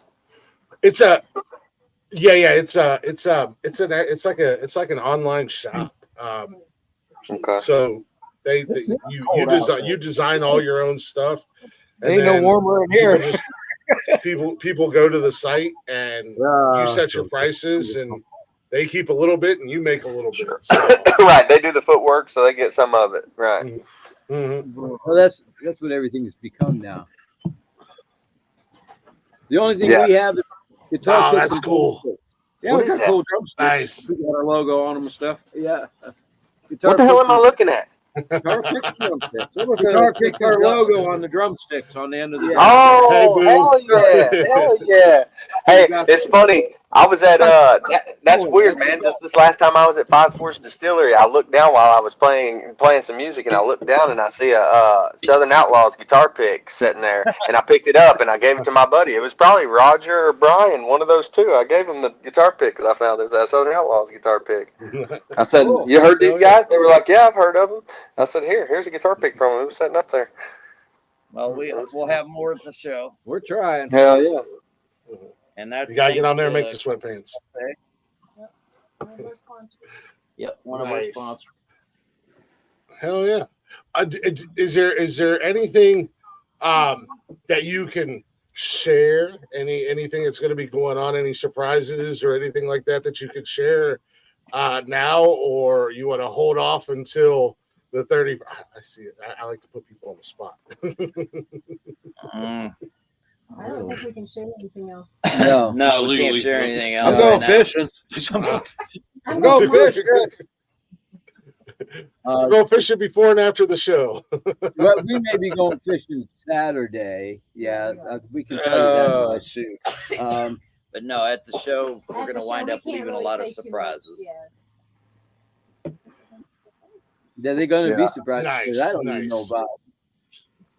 Yeah, there's one that I haven't even told Sandy about. Josh, have you been out riding the motorcycle? Uh-oh. No, that thing's still sitting in the same corner the barn it was sitting in 2 years ago, man. If anybody wants to buy it, I got a motorcycle for sale. I'd like to buy a sailboat, so. What? Yeah, I kind of, man, I don't know. I just don't ride it much. I want to get a sailboat, man, start sailing. So my son's old. Soul, man. I don't know, man. I got like a hankering for a sailboat. Oh, really? Sail. Yeah. Different. Sailing takes me away. Exactly, man. Exactly. I just want to give it a go. Go Captain Josh and try it out, You know what? Do it. If that's what you want to do. Absolutely. And just don't let that sail knock you off the boat. Yeah. Yeah. Well, I don't know, man. My idea, You got a 10-horse kicker motor on there. You can get in a perfect world, I'd be kicking in on a boat, and I'd go find the yacht clubs and the event centers, and we'd be having a good old party. You know what I mean? Yeah. That's right. I'm all about that. Hey, pull up docket and play for the whole. I'll go up to Put-in Bay, man, with my sailboat and just party down for a week straight. That's a great place. That's there you go. But back what you said, Glick, I will give a little bit of a hint. I have an email from a very special person. They gave a special message for our veterans and everybody Nice. that will be in attendance. So, Nice. Yeah, man. We'll really be thinking about the vets that day. I got a lot of buddies that are vets. One of my best friends that I talk to every day, man. He's a retired vet and stuff. Just they're everywhere, man, and they go unnoticed more than they should. yeah. Well, I mean, that's Yeah, that's the unfortunate thing. And the more we grow, I would love to do more and more things in my area for the vets or with the vets. I've talked about down the road, maybe in the next year or so, especially with this show, trying to put together some kind of music fest, like a weekend event. And some artists that I've mentioned it to, they're like, hell yeah, we're in. You just let us know when and where. But Sounds like fun. Finding the venue. Yeah. Oh, trust me, you guys are at the top of the list. Finding a venue, finding a spot, seeing how much it's going to cost, what it's going to run, how it's going to work. I've never done that before. I don't know what I'm doing. I'll be venturing into different territory, but I love music and I love doing these shows. And, like I said, I listen to a little bit of everything. So I get all kinds of different artists on here, different genres of music. So it'd be a cool thing to do, like a weekend event. I had to try to get my girls from LA to fly out and take part in it. I'm sure that'll cost me a penny or two. Yeah. Hey, I'm so old. I still got a stack of vinyl records, man. About 5 foot stack tall records. Well, hell, that's taller than you. Yeah. I still listen to records. It's awesome. That's why nobody sees him at the drum set. The drum set's bigger than he is. Yeah, I'm about 5 foot tall, so yeah. Those records and tube home stereo systems, they just shit all over I him. got a home stereo. You can feel the music coming out of the speakers. That's right. Yeah, that's what I try to tell people, man. You don't know music till you heard it on a record, a vinyl record with a good tube home stereo system. It'll reach out and give you a hug. My floor vibrates, shit falls off the walls, things vibrate off the walls, the floor vibrates. You can feel the music hitting you. Oh yeah, it's cool. Neighbors love. I have one of those giant old console record players. Oh yeah, from the 70s. I'd actually bought it for my ex-wife for a birthday present, and when we split up, she didn't want to move it because the damn thing takes 3 men and a boy to move it. It's monstrous. Plus, it's got a little bit of a historical significance to it. The mayor of Charleston, South Carolina, who was the mayor for like 50 years, he bought it brand new. Oh wow! And then when he retired, he just donated it to the record shop. And I was like, well, this is kind of a piece of Charleston history right here. Yeah. And they couldn't sell it for the life of them. And I was being a smart ass. I was like, hell, I'll give you $25.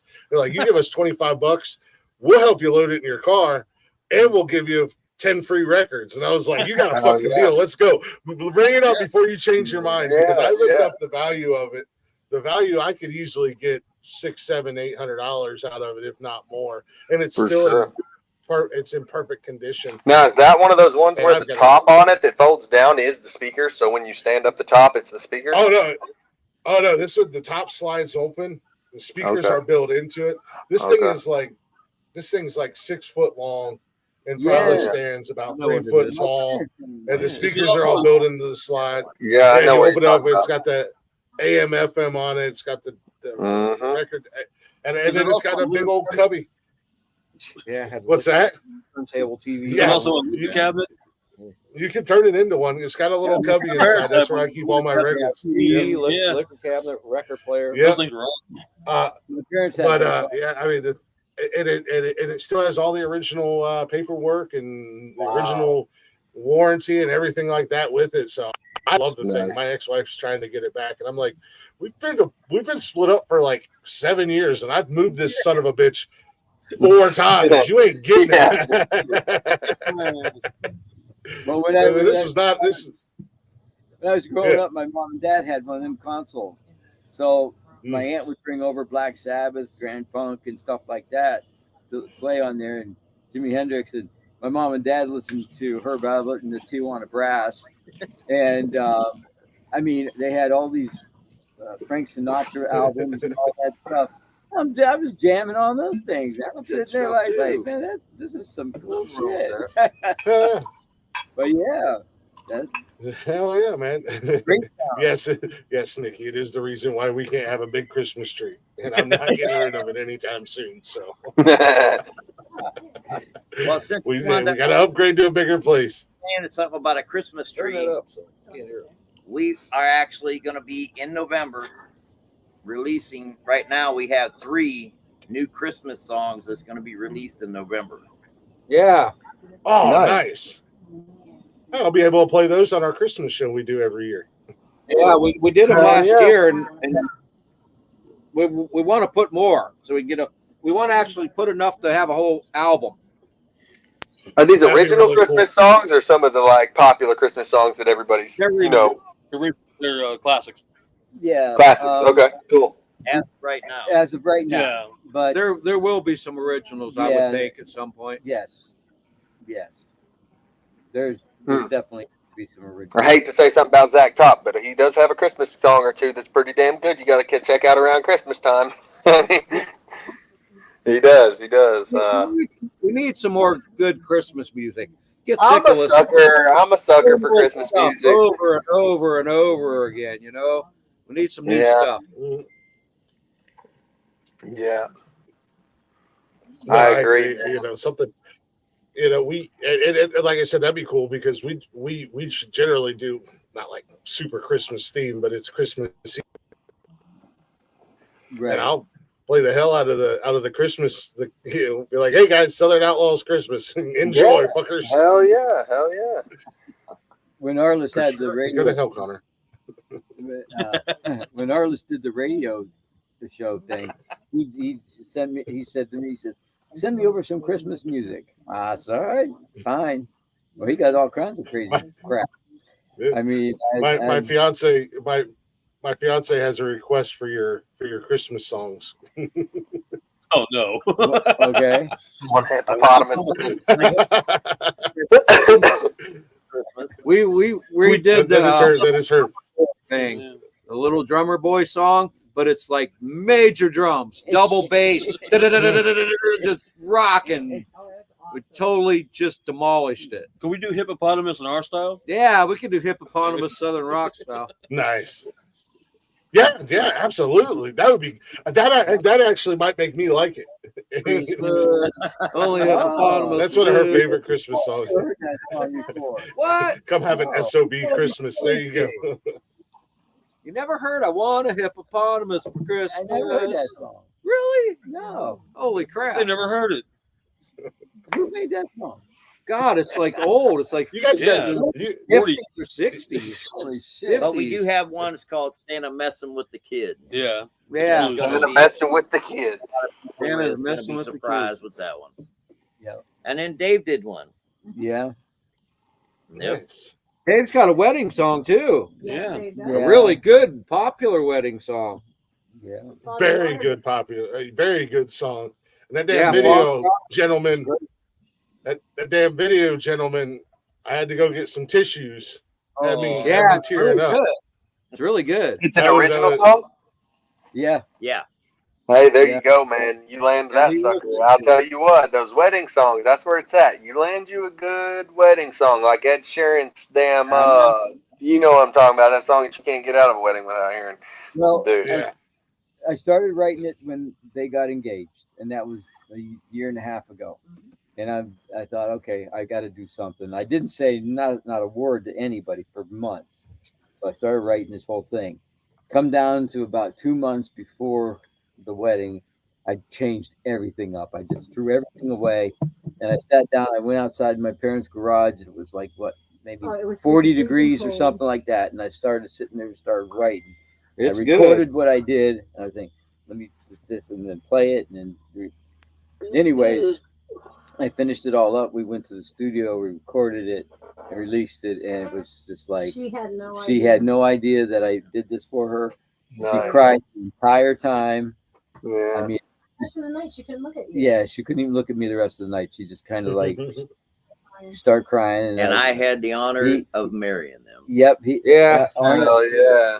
did that. Yeah, he's ordained. Yep. And it was one of the coolest days It because was very special. very special day for everybody. It was Yeah. very It's an absolutely beautiful song, and the video is Yeah, I'm gonna have to So- check it out. I guess so I good. haven't heard this one yet. It's on YouTube?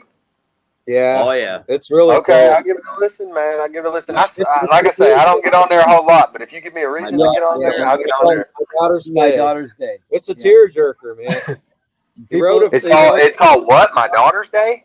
Yeah. Yep. Yeah, for My his Daughter's daughter's Day. day. It's really, really cool. Okay, hell yeah, I'm gonna check that out, man. One of my best friends, well, he's my brother, Waylon Collins. He also makes some music and stuff, man.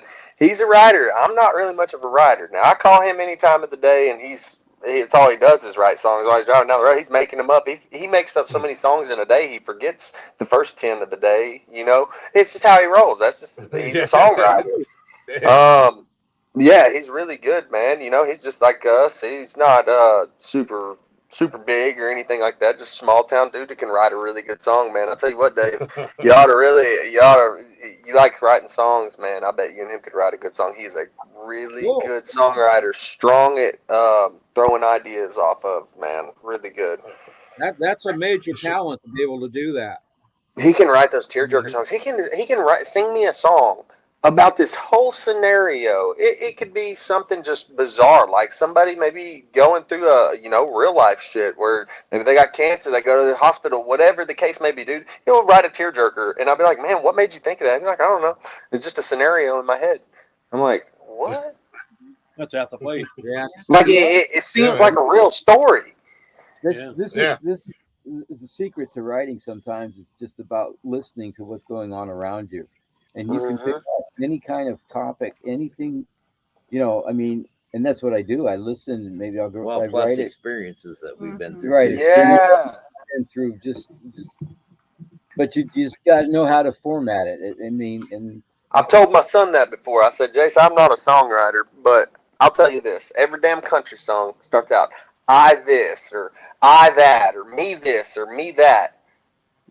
Maybe, like you say, listen to other people's stories and write songs about their stories. Quit making it about you and I this. We know you're an outlaw. I'm guilty of it. Okay, you wrote a song about getting in trouble in a small town. It's all about you. It's all about you.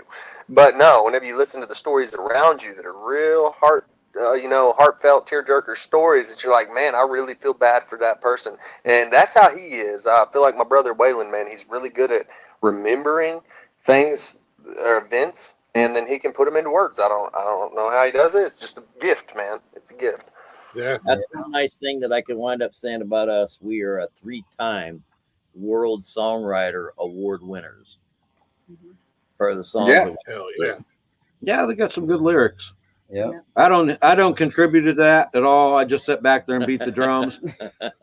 I couldn't write a song. I couldn't write a song if my life depended on it. Oh yeah, the 4 or 5 songs that I've heard y'all cut, man. Even y'all's couple of those, like you say, those covers that y'all wrote, 4 Walls Away from, dude. I grew up on that song, so to hear y'all's version of it was badass. You know what I mean? Hell yeah, the same cool song that I've been listening to since I was pea straight, and it's in a different sound, from a different perspective. I loved hearing that, man. And even y'all's originals, I haven't listened to every single one of them. I'm gonna go check out that Daughter's Day one. That sounds good, man. It's good. Well, the brand new one that we wound up doing, The Southern Outlaws, right now is on the charts. This is number 51 on the pop rock charts. Okay. Now, are you guys technically on a label or no? Oh wow. We actually own our own label. We have our own label. Okay, so y'all got y'all got your own publishing LLC and shit. Yes. Yeah. Okay, cool. Yeah, that's the way to do it, man. I feel like you're doing it right. I don't know nothing about it, but from what I do understand of it, I think that's the route to go.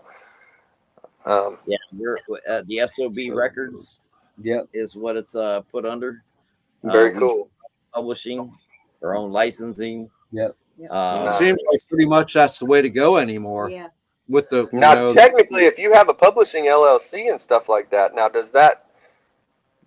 I mean, you could sign somebody just like anybody else if you wanted to, right? Yes. Could. Yeah. Could if you wanted to. Yeah, right. Because I mean, it's no different than any of the others. Means is what a lot of people don't see. I put in sometimes anywhere between 12 to 14, sometimes 16 hours a day. Yes. Putting out the music, and I mean, there's a lot of work that goes on it, but now we're played on over 50,000 radio stations around the world, and we're heard in over 130 different countries. That's so funny. Greenland, Switzerland, Australia, Holland, New Zealand. New Zealand were quite popular. That's the farthest one away is Galaxy 107 FM. We're New Zealand. Even South Africa. You know, and this is what it is become now, because the concerts and there are no album sales, no CD sales. All that's a thing past. Yeah. Well, the biggest thing is when you get the music out there and people hear it, it just piques their interest to wind up coming to see the live shows, and that's yeah. So, are y'all mostly like whenever you say you're putting in these big 16-hour days and stuff? Are y'all mostly up here in Ohio, or are y'all down south somewhere doing shit? We're all right here. We're right here right now, and I mean, we do go all over the place. I mean, we've went to. Well, we played in Arizona for Super Bowl weekend. Tour. We played in Texas. We played in Nashville for Country Box at the world famous Troubadour. Nice. which on ESPN Sports, CBS, and on it was on YouTube pay-per-view, which Yeah, is also on you YouTube. can find all of it. Mississippi. I go We go had the fishing. Mississippi Music Awards, Yeah. where this year we were by the Mississippi Music Foundation. I We do. were just I awarded. ditch these guys for about 5 months and go fishing. I got another job. I'm a charter captain. I got to leave for a while and go fishing. I know, bro. Listen, I need to get on that gig too and leave for about 5-6 months at a time. I do disappear. I should be in Michigan now, but I stayed for the shows that we're going to do Labor Day, being that we had a leap year. Usually Labor Day's the very end of August, but this year it's September. So I'm staying around, play some music, do some shows with these guys. Then I'm right up to Michigan to do the salmon thing. Nice. I got people booked every single day. I've been doing this for years. Hell yeah. So Yeah, that sounds like a pretty good gig, man. it is. As long as you don't bring back any singing salmon. We're all Singing right. salmon. We're all right. We got Billy back. Billy But Bash. one of the latest things we wound up doing, we just came back from the Mississippi Music Awards. We're at the Landers Center Yeah, in that was South Haven, cool. Mississippi. Yep. And we were awarded 2024 Rock Artist of the Year by the Mississippi Music Foundation. Yes. Badass. That was Hell yeah. Congratulations on that. That's Yes. that's It awesome. was cool. That is- Yeah, man. I like rubbing elbows here and there, dude. Like with you guys, you know what I mean? I know you guys, y'all know me, and I don't know nobody. I just chill. Well, the I biggest just chill thing out. is having fun. Hey, we are who we are. I mean, we just hang out. We do our thing. I mean, I still work. Matt still works. You know, and Mikey goes fishing. I go fishing. Mike fishes. Mikey goes fishing. Mikey goes fishing. I drive Amish people around too. Hey, I used to do that too. That was a good gig. I did that for a couple of years, man. Yeah, I it's like cool. to go I fishing do it too. Dave just likes to play in the water. Sandy's a big fisher person, and Oh, me, yeah. I just like to play in the water. So, hey, I just Yeah, like to play in the that's water kinda- and drink. Yeah, yeah. That's kind of when I want a sailboat. So when I'm not catching fish, I can just ride the wind. Dude, Yeah, yes, Mm-hmm. that's it. Yeah. The sailor. you can go that way in the wind. You might go back that way in the wind. You might go back, Oh, yeah. but at some point you'll hit land again. That's right. That's right. Yeah, yeah. You just got to tack 45s all the way there, bro. Yeah. yeah, You're good to go. there you Yeah. Oh, shoot. go. Our Arliss, Nikki's over here in the chat. She's full of all kinds of requests tonight. She said, "Can Arliss marry us?" He can. He can do Yes, that. I can. Well, only in Yeah. Ohio or no? Huh? Anywhere. Anywhere? Anywhere. Anywhere. Okay. Yeah. Yeah. Really? What? You're a justice of the peace? Like legit? Yep. Oh shit! Really? Okay. All right. All right. You know, Oh, Yeah. he's a reverend. There you go, He's baby. not- Offshore, Mike could marry people. Yep, I can marry you offshore. All right. All right. I'll keep that in There mind. you go. He's the captain of a dinghy. He can marry you. It's not a problem. But I might have Arliss baptize me at some point soon. that's only That'd because be cool. it's made with bourbon, anyways. You know. He's going to drown you. I could actually have my cousin baptize me. That's funny. Yeah, that'd be pretty cool. Go get her, killer. Oh, shoot. Oh, jackass dog. How about Yeah, man. I got a thing for the hardworking, the independent guys, man. Even like Southern Outlaws, man, going doing their own thing, getting their own publishing LLC and stuff. Even guys like Upchurch. I've been following Upchurch for many years, man. And these guys who just decide to, maybe it's not the path of least resistance, but it's the path that makes you happy. That's the one to take, man. So I always follow that, and I like that, man. Good, That's just the important thing, yeah. Yeah, exactly. hustle hard, and whatever happens, that's what's supposed to happen. Like, That's Oh, self-made? yeah, Well, the big thing of it is the days of the big named record labels are a thing of the past. Yep, that's all done. Mhm. yeah. I mean, dude, listen, nobody's stopping you from going and shaking somebody's hand and saying, "This is who I am. I am this person, and this is what I do." You can find me on Facebook or YouTube or whatever, which I suck at all that stuff. But yeah, no, you're right, man. Nobody needs those guys. Nobody needs those guys. Well, the one thing that would you're What's not going on, getting Leggy? much digital streaming. And the biggest thing of it is it's all about, the performance aspect of it. And one thing, we made a rule from the very beginning: we will not wind up charging anybody for no VIP experience. Nope. You want to come hang out and party with us, all is welcome. Yeah. We will not charge for an autograph. Nope. I think that's very important too, man. Have a photo taken with us.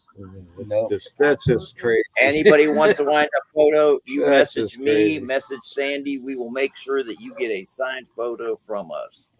Yeah, Yeah. yeah, and then you're 100% right, man. Being personable, that's literally 70% of it. You do not have to be talented today to do it. You really don't have to be talented. All you have to do is be somebody that people like. Shake their hand, listen to them. Right. That's Now it. you take that little bit of time to wind up signing an autograph or take a picture with somebody. Be nice. To us, that's us paying them back for coming out to a show. Hell yeah. Tickets, Hell yeah. drinks, Yeah. already. I will not wind up charging them to wind up having to take a picture with us. No. Yeah. That's the way it should be, man. I like my buddy Roger Smithberger that just popped in here a little bit ago, man. I can go back this is probably 7-8 years ago. He walked into a urinal and he seen a flyer with my picture on it and shit for that night, and he ripped it off and he came up to me and he said, "Hey man, will you sign this?" And I was like, "Yeah, of course I'll sign it, bro." And he's been around since the very beginning, so I signed this, signed the flyer. Now every time I go to his house and we're hanging out drinking a couple beers, he's got that flyer in a damn picture frame up there with other people's flyers and shit. And I'm just a nobody, dude. I'm just Josh. And he's got me up there with all these badass dudes. I'm like, man, you're making me feel special right now. Shoot. Well, you know what? That's pretty much that's, how we that's are. cool. I mean, to have that. I mean, that. Yeah, because we owe it to them. They come out, man. Without them, it would be so boring. That's right. Mhm. Well, the thing 100%. is, forget where you come from and forget about the people that supported you along the way. That's when you start, losing touch with reality. Yeah. But from the very beginning. do we want to be playing Coliseums? Yes. Yes. Well, the thing of it is people have to realize your Taylor Swifts of the world, your Leonard Skinners, all of them, they were all local musicians at one time. I ain't selling my soul. That ain't never happening. I ain't selling my soul to be no famous person. No. I heard that. That's one of the things I'm excited, to be able to come out and be a part of what you guys are doing and put our name out there some more. The following weekend, there's an axe throwing place here in town, and they're doing their big 1-year anniversary, and it's National Beer Day, and they're having all kinds of beer specials, and We're there. beard lover. Beer Day. Yeah. Stop there. We're good. Tell me how to get there.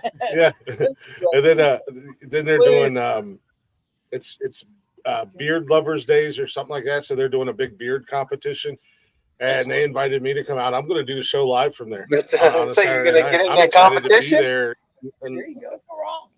Unfortunately, I'm not allowed, but I wanted to. Oh, what? Yeah, she told me I could, but first she said I'm not allowed. No, I'll be busy. I'll be busy doing other things, hosting the show, and I'm excited to get out there because, let people know, hey, there's a guy in the community that's doing something that other, you guys might enjoy that. And I want to be able to stick my foot in the door, and I want to do more things. I live down in Central Ohio, but I want to do more things in my area. I want to be able to go out to Christmas tree, the square lighting and do the show from it, or different venues, whatever, when things are going on, and be able to just do a live show there, and be able to talk to people. I want to interview the owners of the Axe place, and obviously the competitors in the beard competition and stuff like that while we're live on the show. But I'm excited to get out there, get our name out there, get out there and be more of a, because I'm always shocked when I run into somebody in town. I'll run into Sheets or something, and it'll be like, man, you sound just like this guy on a podcast. Yeah. I'm like, oh yeah, what's the name of the podcast? And then they'll be like, oh, it's nonsense or whatever. And Stuff. I'll be like, which guy do I sound like? And then they're like, that Glick guy, and I'm like, yeah, I'm that Glick guy. Or, a couple years back when we were first starting, I was door dashing to make a little extra money, and I delivered to the local campus a bunch of frat bros, drunk as hell. When I knocked on the door, the guy answered the door. He's like, "Holy shit, are you Glick?" And I'm like, "Yeah, do I know you?" They're like, "We fucking love your podcast, dude. We listen all the time." And they were super cool. I wanted to sit there bullshit with them for like 15, 20 minutes. They were super cool. That's cool stuff. Whatever you drive, you got What's that? on your car, truck. You got advertisements? Not yet, but I want to. We were talking about that the other day. Like I said, I'd like to make a QR code and stuff like that. So I haven't done it yet. Oh yeah, we're in the process. I want to get some stuff. I'd like to get me some shirts and stuff like that I can wear around town and all that stuff. So there you go. Decorate your car or truck or whatever you drive with it. That's a major, huge advertisement. You're a rolling billboard, man. Yep. Do that. Yeah, exactly. Yeah, there's a couple local shops here in town that I want to reach out to see if they can make me some vinyls for, once we get the QR code and then do some vinyls that I can put on my car. It's just a matter of getting it done and doing it and finding the time. Ride service. It took off like crazy. Mm-hmm. It's a rolling billboard. Yeah. Yeah, it's a great way to do it, man. Especially being an MC, man. It's always nice to have somebody that knows how to talk. I've never been a real great MC, to be honest with you. That's why I just pack more material into my head. And so, because whenever it depends on my mood, man. There's nothing I can do about the way I'm made. But if I'm in not a very talkative mood, I'll just sing you a song because I'm not a good talker. Yeah. But it's nice to have an MC at these places. I'll be honest, I have no idea what I'm doing. Yeah. Well, just being a talker, man. That's all you got to do. Just be good at talking to the people, man. You'll do fine. You'll be great. We'll give you a cowbell. We're looking so forward to this. Yeah, we're very excited. Yeah. No, I'm super excited. I'm nervous, a little bit nervous, but like the guys on the show tell me, they're like, Glick, as soon as you have a beer in your hand and a microphone in your hand, they're gonna have to drag you on that stage. Where are you Southern Ohio. Yeah. I'm like, yeah. I'm down in Central Ohio. I'm down by Columbus. All right. Yeah. Near Hocking Hills. I wish. No, I'm in Newark, Ohio. Oh, yeah. Okay. Yeah, no, we're Newark is that. Yeah, cool. But no, I wish I lived in Hocking Hills. Man, that's beautiful country down there. It is a beautiful place. Yeah, that's a cool ass place. You don't got to hunt. You just got to drive around until you hit one. No shit. Yeah, that's how it is in Arkansas, where I'm from, man. Holy shit, in Arkansas, yeah, you just better drive slow because you're gonna be getting some deer. That's for sure. And back home, I grew up by Mount Vernon. There in Knox County, and man, my sister. I fortunately never hit a deer accidentally, but my sister, when we were in high school and stuff, it was like every other day I hit a deer on the way home. You hit one on purpose, though, didn't you? Thank God you You drive. didn't accidentally hit one, but you hit one on I've hit purpose. plenty on purpose. Me too. They didn't call. They didn't call my truck a deer slayer for no reason. Yeah, hell yeah, same here, man. My first couple cars, poor cars, bro, poor cars. You didn't need a tag to run one over. That's right. Yeah, we gotta go. We're gonna have to say goodnight. See you guys All right, later. boys. Appreciate you guys coming through. Hell yeah. Yes. We can't wait. We can't wait. We'll Can't see wait. you. Looking forward. Yeah. Yep, I'm looking forward to it, guys. I'll see y'all on the 31st. Yes. Definitely. See y'all in a couple weeks. We'll Right. definitely Give them go. hell Friday night on talking shit. Oh, we won't. All right. See you guys later, man. Appreciate y'all All coming. right, boys, take it easy. Yeah. All right. Take care. See you in the next chat. Peace. We'll get-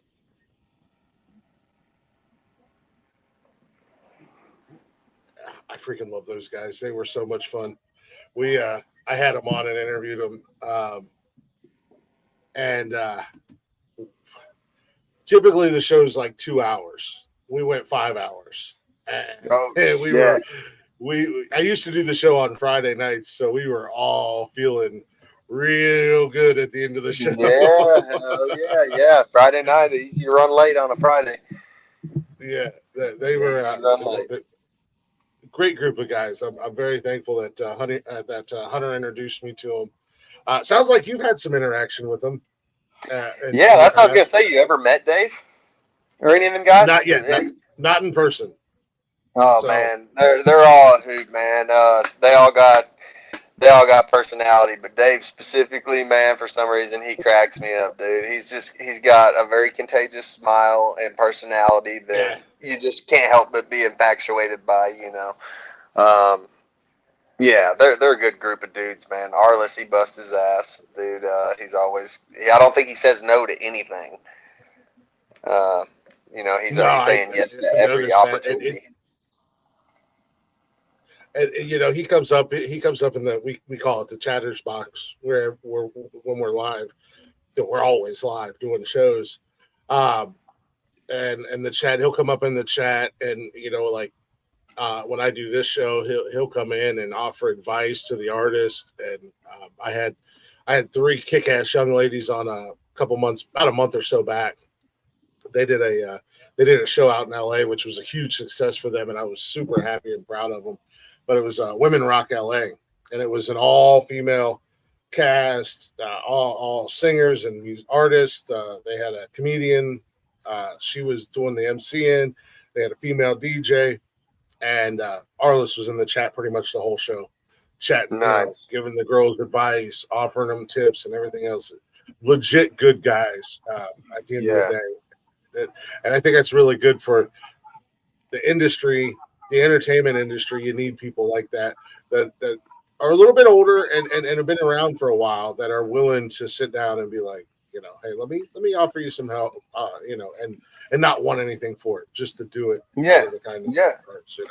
For sure. Like I said, I made a joke in passing one night about this show coming up. And then like a week later, Arliss was like, so Sandy and I were talking, and the job's yours if you want it. And I was like, oh, crap. Hell yeah. I'm glad you got it. In my life. Yeah. No, I'm excited. I think you'll be really good. Excited. I'm super excited.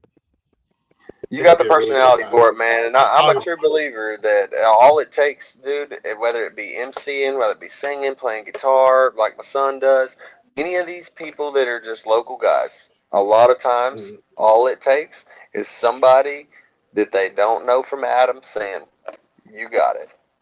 That's all it takes. Is just stop for 2 seconds and say, you know what, man? You got something. I don't know what it is, but you got something. And then they'll either pursue it or they won't. That's what happened to me 10 years ago. Hell yeah. That's why I tell people all the time. I said, you never know whose ears or whose eyes are going to see what you're doing.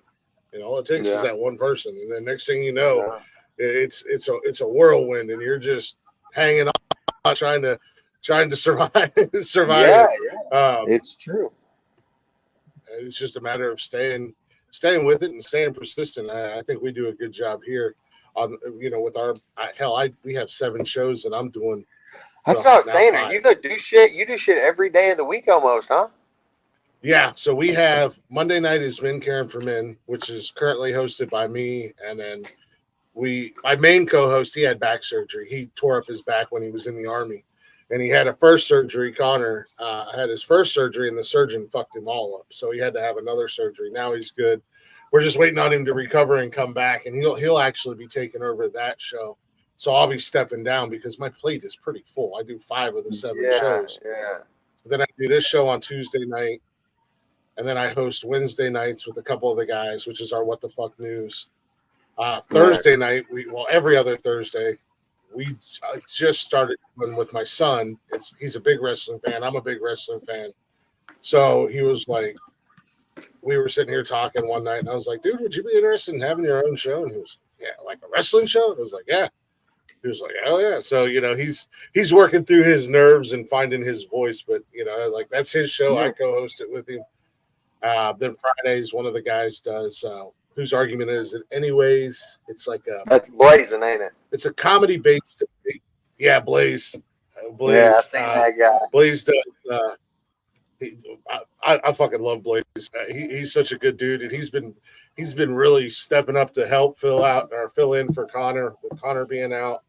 And I just love sitting down and conversating with him.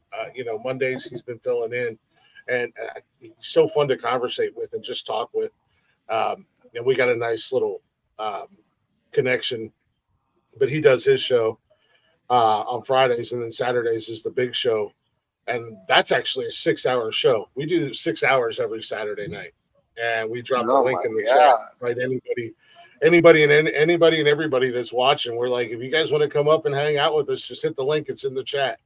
And we have to, unfortunately, we have to have the rule of please keep your penis off camera, because unfortunately we've seen more peckers than we've ever wanted to see in our lives. It's like Omegle all over again.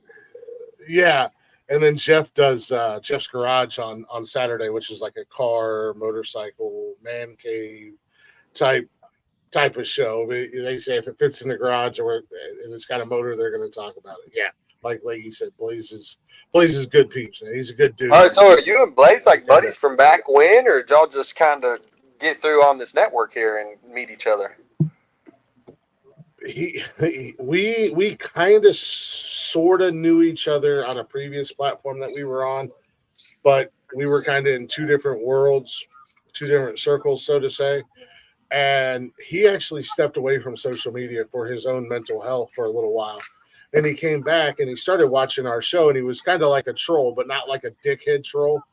And he would just be dropping one-liners and shit. And then one night he came in as himself in the chat, and I was like, yo, man, if you're feeling frisky, why don't you jump up on? And he came on that Saturday night, and he hasn't left since. So, but we had that connection like we've known each other for forever. And I like I said, I look forward to being able to get on and chit chat with him and talk to him. And, the men's mental health show is great because we don't come on there as experts. We come on there as just guys who have been through life, man. We've dealt, I've dealt with anxiety I've dealt with anxiety and depression pretty much most of my life.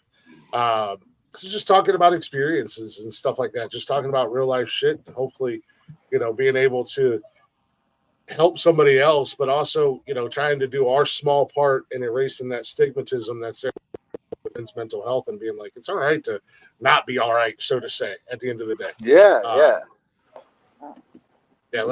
Leggy's another friend of ours that we knew from one of the other platforms.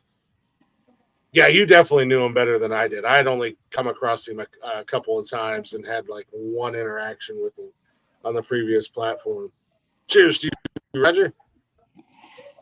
Yeah, Blaze is one of those good, solid dudes that'll, if you're his friend, he'll have your back. So. Yeah, I think that's important with these podcasts, man. Find somebody, like you say, that you're on the, tenacious with, on the same brainwave with, that you can bounce ideas. And it'll be for the people that it's supposed to be for. It's just like playing music. Don't play a bunch of music that necessarily, I do play some of the music that I don't care for, just here and there. But mostly, if you come out, you can request all night, but I'm going to play stuff that I enjoy, and that way I attract the people that want to hear that, so I don't have to do what I don't want to do. You always just want to be you. Hit the topics you like, hang out and talk with the boys you like with, and you'll find the audience will find you. You'll find the audience, and that's longevity, because now those people are, who you say, they got a rapport with you. They start to learn you. They like you. They know you. Oh yeah, yeah. We've been doing it for 3 years, but I like to tell people we go back and listen to some of our older stuff, and it was not good. In the last year or so, we've really started to find our rhythm, and we were doing the same show 3 nights a week. We were doing Nonsensical Nonsense three nights a week. It was the same thing, just coming on here and just being absolute lunatics. And it was like, I told my main co-host Jeff, him and I have known each other since we were like 15. I was like, dude, we gotta start evolving and changing the game up a little bit. And we started changing some of the shows around and keeping nonsensical nonsense on Saturday. And then it was like this network thing came about, and it was like it's not really a quote unquote real network, but it's our network, and we're doing things where something different every night of the week. It also shows a little bit different side of me hosting so many different shows. People can see crazy ass Chris on Saturday and the more serious on Mondays and Tuesdays, and then get to see us be a little fun and laid back on Wednesdays and whatnot. Sure. So, and then me and my son, it's literally just him and I hanging out, having the normal wrestling conversations that we would have out on the couch when we're watching wrestling. Exactly. Be yourself and be transparent, and don't change it all. And that, you can never go wrong with that, man. I think that's exactly. I've always said that. I've always said that as well, man. With music and stuff, I do exactly what I do on my couch or in my living room. I just take it wherever the hell they're wanting it at. You know what I mean? And that has always made me feel like I'm just being me, dude. I'm just doing whatever I would do in my natural, normal life. And if you enjoy it, hell yeah. That's what I tell everybody. The guy you see on screen is the same exact guy you're going to get in real life. And I always want to be like that, bro. Yeah. I'm a goofball. I try to love, I to enjoy life. I mean, hell, even, my fiance, I don't know why she puts up with me, but like, we'll be out to dinner or in a store or something. I'll say some of the most random off the wall shit. And I don't have a quiet voice, but I'm also not like yelling to make sure everybody hears me. I'm just saying random shit. Yeah. A couple hours over, you'll hear somebody laugh, or I'll say something that a guy would find amusing, immature, and you'll hear somebody's husband start to chuckle. And, I don't get him started. Yeah, hell yeah. Yeah, you got to keep it light, man. Life's too short. You got to keep it light and just have fun. I do believe. I'm sure with your thing, it's exactly like ours, man. Whenever it comes to music, dude, I find what I like, and I try to follow that, and I try to do that the best I can. Probably same with you guys. You probably got other podcasts you watch, and you got to come up with a plan that's like, okay, well, this has got to be me, but I'm gonna, start planning better, whatever the case may be as a podcaster. You know what I mean? You might have bullets you want to hit on just to kind of keep it rolling. I don't know what it takes to be an MC podcaster, but I'm sure that you can gain a lot of inspiration from other podcasts. I'll tell you, for the most part, most of the shows, and I think this is where you get another level of authenticity, it's right off the top of our Saturday nights is just right off the top of our head. It's 100% freestyle right off the top of our heads. That's the one thing about Jeff and I, is that there's never a moment where the conversation stops. And if we reach a point on a topic, one of us will roll it into something else right now on the fly. Wednesday nights is a little bit more planned because we come with news stories. We come with actual news stories. Yeah, Monday like whatever's hot topic of the fucking week. Monday nights for the mental health show, either myself or one of the other guys would be like, hey, I'd kind of like to talk about this week. All right, well, that's what we're going to talk about. I'll look up a couple things or whatever, but again, mainly this show, I tell everybody, it's not your typical interview show, because I've had people who are like, I've never done interviews. I don't know what to do. I'm like, just come on the show. I'm going to ask you a couple, the obvious questions, but it's just a hangout.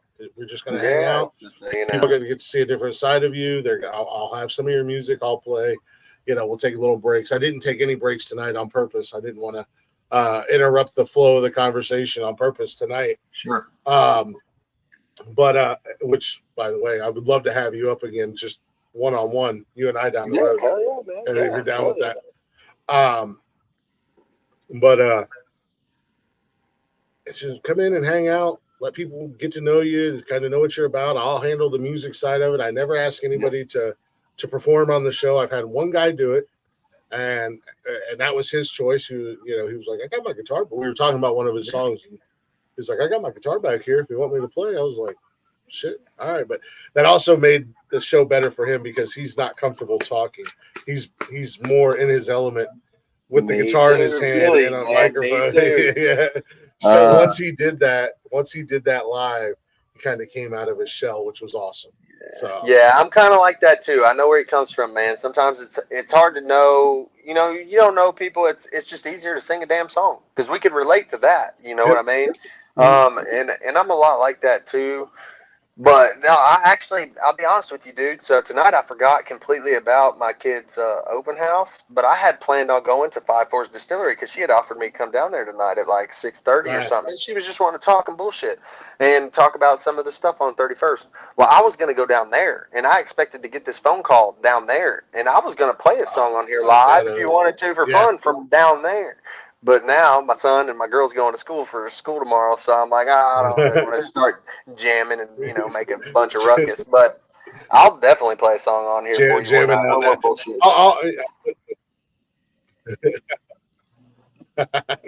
Freebird. No, hell no, Brian. Hell no, Brian. Yeah, like I said, I would love to have you come back on and do a one-on-one thing, and I'll hold you to it. I can be like, hey, get that guitar down and let's hear something. I'm down, bro. I'm down.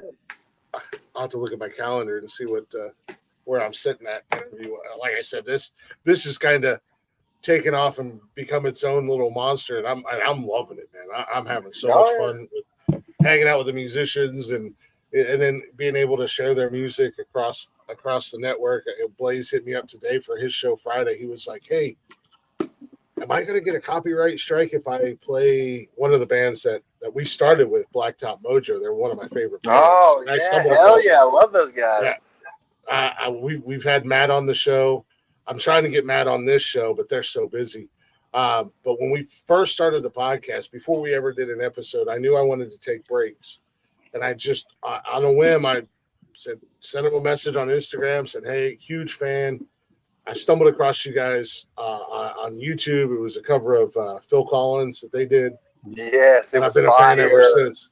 Yeah. Yes, me too, bro. I said I've been a fan ever since, but I'm just starting a podcast. Would it be cool if we use your music for break? I didn't think I was going to hear back from him.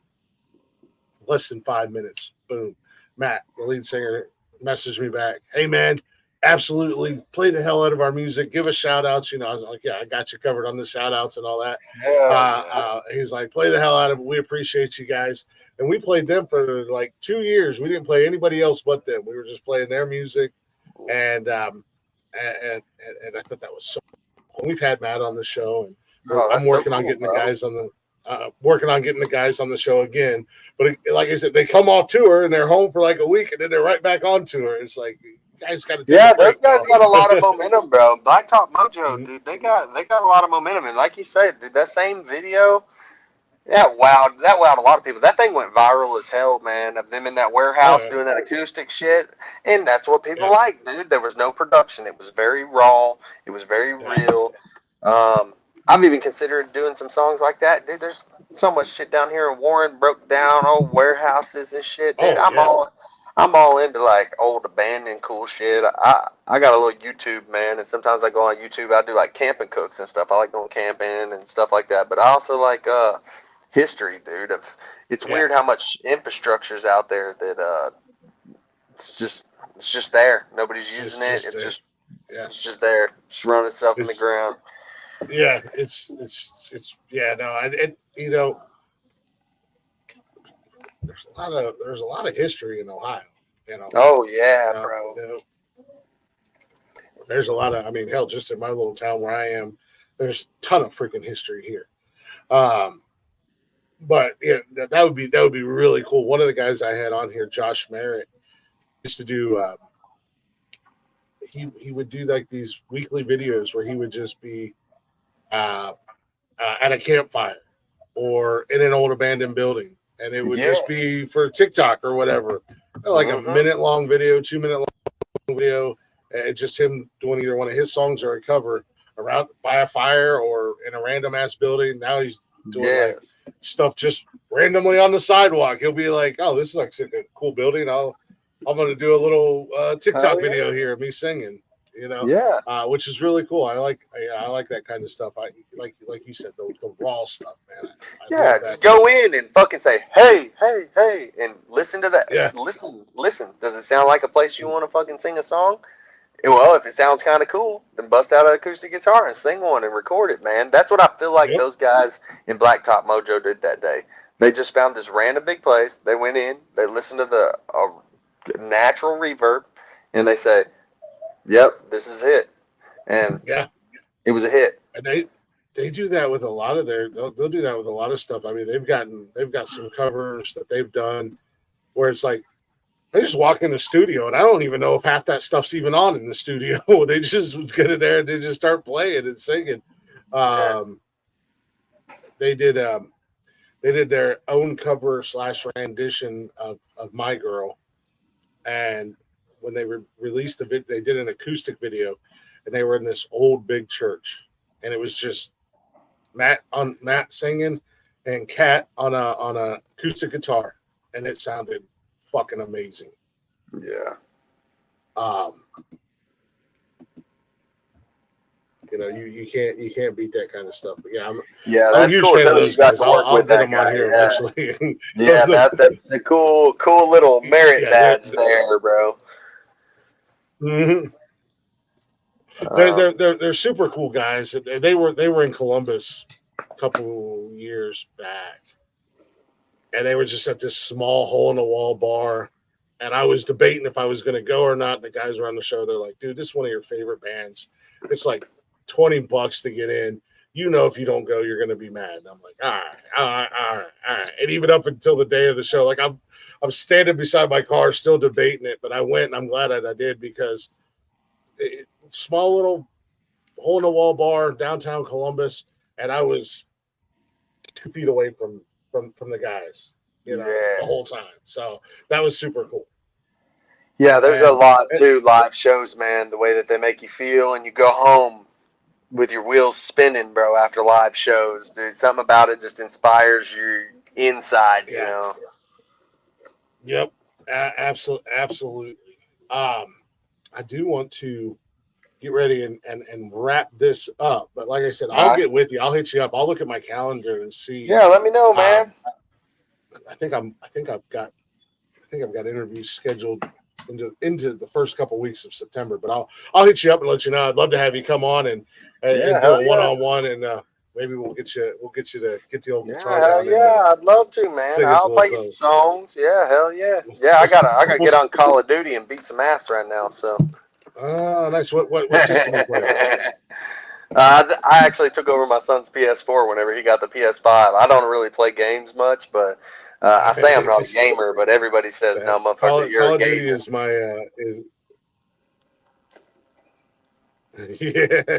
Yeah, you play on a PC? No. I play on my Xbox.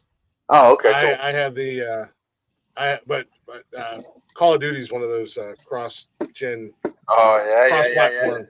So I'll have to I'll send you my my Call of Duty gamer tag. We'll have to if you want to get some dubs, man, you just come around with me and the crew. We'll get them dubs, baby. I have the new Xbox, and when I bought that one, I put my old one in my son's room, the Xbox One or whatever. So now he's getting into playing Call of Duty, and every time he's like, "You play Call of Duty out there?" I'm like, "Yeah." He's like, "I'm joining you." I'm like, "All right, let's go." Me and my son, man, he's 14. We're just getting to where we game together and stuff. And like I say, I'm not much of a gamer, but we had this extra console, so I started playing with it, and we play together. It's fun as hell, man. Let's get it, Randy. Yeah, hell yeah. My son just turned 11, but he's always been a little gamer. He used to play Fortnite, and again, he's a big wrestling fan, so he enjoys playing the wrestling video games and stuff like that. And every once in a while, I'll pop in there and pop in his bedroom, and he beats the hell out of. I used to play wrestling games all the time, and I was good. He beats the hell out of me. He literally just beats the absolute. I'm like, and then he talks shit to me. I'm like, really, dude? Okay. That's awesome. I see how it is. Yeah, whenever we get off here, man, I'll shoot you a message of my PlayStation name or whatever. So maybe we can somehow link up. I'm not very good at technology, but we can figure it out. We'll link up and get some dubs, bro. Yeah, I think I'll have to get your oh Jesus, what is the damn Activision account number or some shit? What it is. Yeah, it's like your Activision gamer tag is what I'll have to get since you're on PlayStation. Yeah. But yeah, no, we'll have to link up. I'll have to. I had and I know he's been busy and just moved, but I see he's been on more. One of my previous guests, Derek Wayne Douglas, he's down there out in Nashville. He's a big Call of Duty guy, but he was right in the middle of moving. But I've been seeing him on more often. I got to hit him up sometime too and be like, hey, let's run this shit. Yeah. Well, I look forward to watching your show, man, and kind of keeping up with some of the shit you got going on. I'm pretty new to the Glick fan club, man, but whenever I see you on there live and I'm not doing shit, I'll hop in and kind of see what y'all are bullshitting about and keep up with you a little bit. I absolutely. I appreciate it, man. You know, if we're ever live, don't be shy in the chatters box. That's why we do the live shows. We do them live because we try to stay and interact as much as we can with the chat and put the chats up on the screen and talk to them and engage with them. That's one of the reasons that we love doing the live shows. And then Saturday nights are so fun because we never know who, if anybody's going to actually hit that link and come up on the show and hang out with us. We had another podcaster pop in Saturday night. He was super cool. And, you know, while we're live, we're following each other back and making sure that we're following, you know, all the accounts and everything like that. So what, you share some sort of link to the chat and people can just join it?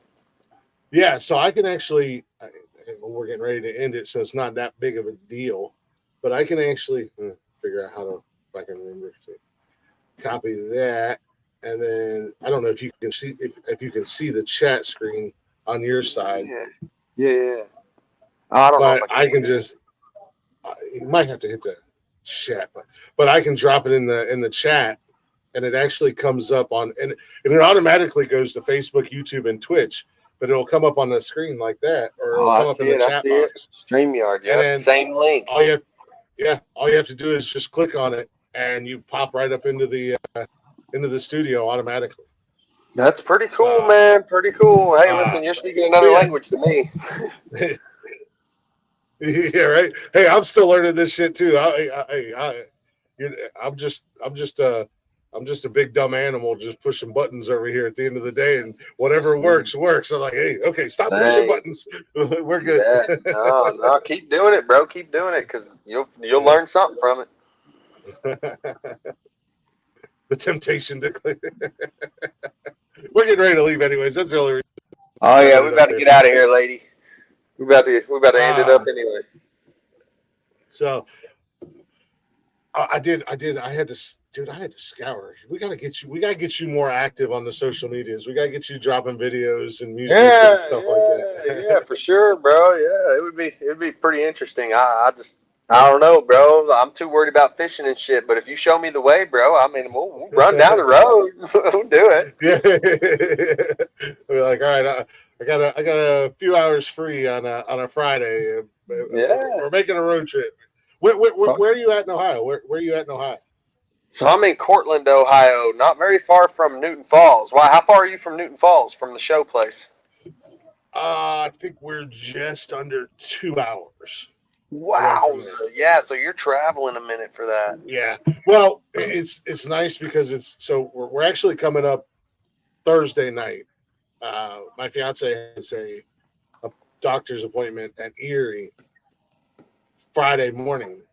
And then Friday we're dipping over because she's actually from PA. Where she's from is only it's right across the border. So it's only like 45 minutes or so from where we're going to be at. So we're actually going to come up to Erie on Thursday when I get off work, spend the night there. She's going to do her doctor's appointment. And then we're going to shoot over to Grove City, PA, where she's from. Gotcha. Spend Friday night so we can see her family and see her friends and stuff like that. And then come over Saturday afternoon. I got to get with Arliss and see what time he wants me to be there and everything. Sure. spend the night Saturday because Arliss had mentioned something about potentially emceeing Sunday's show as well. But I told him, I said, even if I don't MC, more than likely, we'll at least be there. And then maybe Sunday after the show, shoot back to PA and then spend the day Monday there. So it'll be a lot of driving and traveling and all that stuff. But shit, if we can have an excuse and the kids are with their mom, if we can have an excuse to go on a little road trip for a day or so, we're generally game to do it. Hell yeah. I heard that, bro. Yeah, well, safe travels on that day up to Erie and all that good shit, man. I'm definitely looking forward to it. And yeah, I'm a text away, dude. Anytime you want to get on, do a little something, I'm down. I mean, I don't know. I say no more than I used to, but I don't know. I say yes sometimes. Yeah, I know how it is. I'm at that point where it's like, that's why I said I got to step away from Monday's shows because I'm doing 5 shows and they're like, Glick, we need a sports show on the network, and I'm like, well, who's going to host it? Nobody watches sports except for me, you know. Well, my son, I'll turn him on to you, bro. My son will watch. It's like I mean. Yeah, I could do a sports show, but I'm already pushing my boundaries on podcasting limits with Mama. She's gonna eventually come in here and stab me one night when I'm on. Yeah, right. Yeah, you gotta get off the damn video, man. Golly, come here. Yeah, get your ass over here. But I did real quick. I'm gonna have you, if you don't mind, have you hang tight for just a few more minutes because I did scour the YouTubes and I did find a video, a song. Okay. And I don't know if this is one of I don't know if this is a cover or if it's one of yours. It's called "Another Ride." It's old as shit. That's one of my songs, bro. I wrote that song when I was 17 years old. Nice.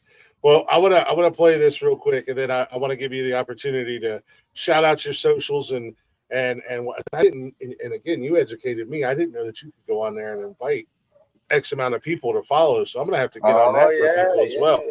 Yeah. Oh yeah. Whenever I hook up with somebody like you, man, I look at their numbers and then I go straight over to the invite friends, and then it lets me invite 1,000 people. I'll bug them for a couple days, shoot those invites out, and I'll tell you what. It helps when you do it to your own page, but it does even better when you do it to somebody else's. I don't know why. Yeah. I don't know, but I'm gonna have to do that for several people. Get on my game. Yeah. I need to get on YouTube and make some fresh videos sometime soon because everything that's on there is pretty old, man. But yeah, that is a song I wrote whenever I was 17, bro. Shoot, it's one of those things, bro. It's so easy. You just grab your freaking cell phone and hit record when you're sitting in the living room or you're sitting there on the couch jamming out, man. And it'd be like, shit, you could probably dump out 6 videos in a half hour and then just. I think you can get the recorded version of that Another Ride song on SoundCloud. I think I have a recorded version, an actual studio version of that song. I don't know if you can rip it from there or not, or if I need to email it to you, but I'll email it to you if I need to. I got a video here. I don't know if this. I'm assuming I think it's like a video of some sort. Oh yeah, I'm sure it'll work. I probably was a baby, but it'll work. I know. I had to. At first, I was like, "Is this the right Josh? I gotta make sure it's the right tattoo on it." Okay, that's Josh. Oh yeah, that's me. Yeah, I was like, "That's him. I got him." But if you can hang out just for a few more minutes, I want to give you an opportunity to throw out your socials, but I do want to play this song for everybody who's still watching and listening and all the replay viewers so they can get a little taste of what they will get to hear on the 31st. Yeah, it's like 10 years better than it was back then, but hell yeah. Yeah. We'll be right back here in just a couple minutes.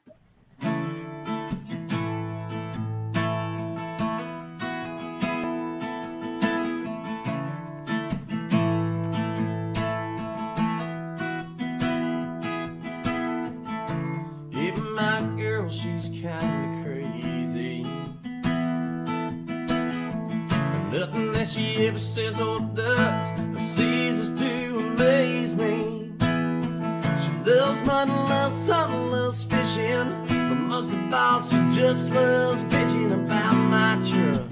When we're stuck out in the mud, she says you need 3 inches and a lift kit. Need no muds and no black rims, you need a wrench hand, baby, that I can't bend. 2 shades of darker on your window tint. Yeah, girl, I love the way them straight pipes sound. And I can hear you ripping up the town as she comes home and walks up to my side. Let's go for another ride. Let's go for another ride, baby. Off to the other side, baby. We'll find us a big field. Then light up a bonfire, baby. Then call up all my boys. Tell them load up my toys. Then call up all my girls. And we'll make lots of noise. Cause that's how we do it in Arkansas. Yeah, we find a field where there ain't no law. Unload all the toys. Then unload all the girls. Yeah, we hit a jump and then hit the mud. Gotta breathe a keg and a fresh cold bud. Drop a tailgate, pop a hood. Got everybody feeling real damn good. 3 inches and a lipkin. The needle muds and no black rims. And the red hand, baby, that I can't bend. 2 shades of darker on your window tint. Yeah, girl, I love the way them straight pipes sound. And I can hear you ripping up the town as she comes home and walks up to my side. Let's go for another ride. Let's go for another ride.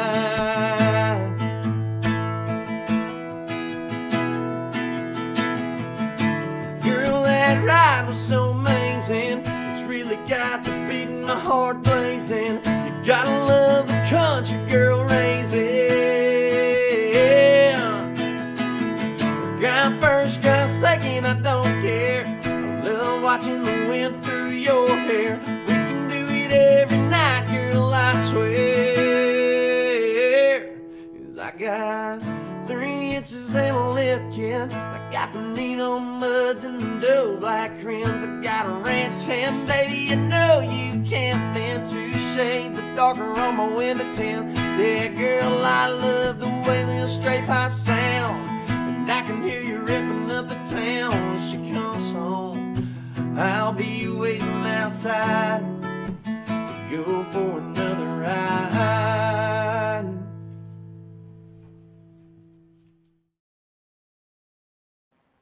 Oh yeah! Wow, that was a blast from the past. Holy smokes. Dude, I'll never forget that day. Whenever I went to record that, I was in Akron, and we went in this big warehouse, and it was like in the basement where we shot this at, and it was freezing cold. And dude, the first time I ever hit a actual whiteout snowstorm, dude, where I couldn't see nothing on the interstate. Damn. Dude, I just went through like a straight up blast from the past. But hell yeah, man, that's a jam, dude. Yeah, I like that. Ain't anybody on here ever check me out? You can check me out on the Facebook. Give me a like, give it a share, help you know where I'll be at and when I'll be there. Come out to the bars, have a good beer with us, and enjoy some live country music. It's always a good time, and I'm sure you will probably find some people that you can get down with out of my friends group. I got a lot of good friends, and they all follow me around. I think you'd enjoy yourself. Oh yeah. Do you mainly? And I'm going to ask this question again when I have you back. But do you mainly stay up around your neck of the woods, or do you venture out? I venture out a little bit. Venues. I can give you some sweet spots around my area. that'll give you a nice crowd. Yeah. So as far as local goes, I do try to keep it pretty local, just because it's a little more cost friendly when I keep it local. But if somebody's willing to fork out a little bit of extra for the time and the drive, I'll go pretty much anywhere. I've stretched out to Cleveland and Akron and out towards Pittsburgh. It's nice. I'm at a spot being near Youngstown that, Pittsburgh's an hour, Cleveland's an hour, Akron's an hour, all these places. So, but I consider that long distance gig. If I go over an hour, it's a long distance gig. Yeah, a little extra charge, but I'll go anywhere, bro. I'll go anywhere, man. I just like to throw down. I like to see people have a good time and just have fun. Like, literally, that's all I care about is everybody having fun, having a good time. Hell yeah, that's what I'm talking about. Those are the kind of shows that I really enjoy. But dude, I appreciate you popping up here tonight. I know it was kind of a spur of the moment thing. I hit up Arliss and I was like, hey man, would it be cool if I hit Josh up and have him join us on the show? He was like, hell yeah. He was like, do you need his number? I said, I think this is his number on his Facebook page. I guess we'll find out. Yeah. Oh, yeah. I appreciate the invite, man. It was a good time. I like bullshitting with the boys and just, it's a good time, man. Nice meeting you, too.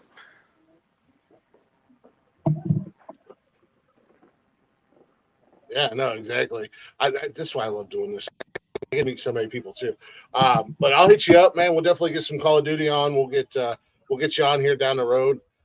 Next time we'll have you on, we'll be able to talk about the show, the Labor Day show and all that stuff and how that went. We'll be able to share with everybody if I bombed or not. Nah, it's gonna be a good time, bro. It's about to be fire out there that day. I'm telling you.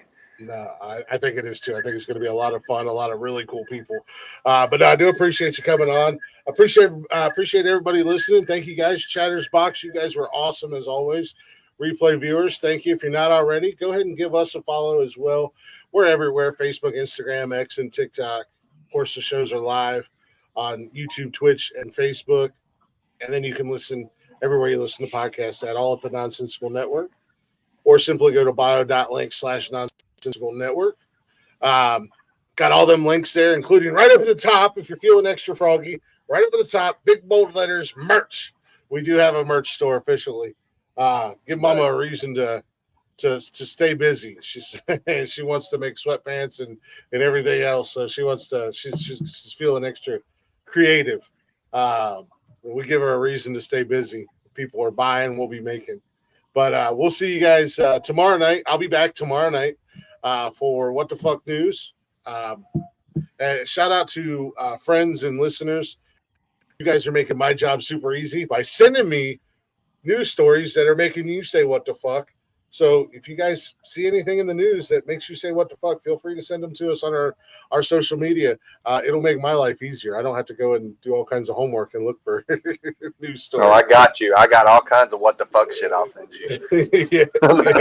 Dude, I love it. I love it. I told a buddy of mine because he sent me a couple stories today. I was like, this is kind of cool, man. This just kind of happened all out of nowhere day before the show, and I've got like 4 or 5 stories sent to me. He's like, yeah, but appreciate y'all, man. We'll see you guys next time around. Josh, awesome hanging out with you. Looking forward to seeing you in person here in a couple weeks. 31st, ladies and gentlemen, that's what we were here for tonight. August 31st, 5-4's Distillery in Newton Falls, Ohio. Got one hell of a show lined up. Southern Outlaws Band, Josh Lee Nelson. I'm going to be emceeing the event. We're going to be having a blast. Charity event for the disabled vets. All the money is going to disabled veterans. I believe it's chapter 11. It's a local chapter up there in their area. There's going to be food. There's going to be good drinks, great music, some Sasquatch looking dude talking to you,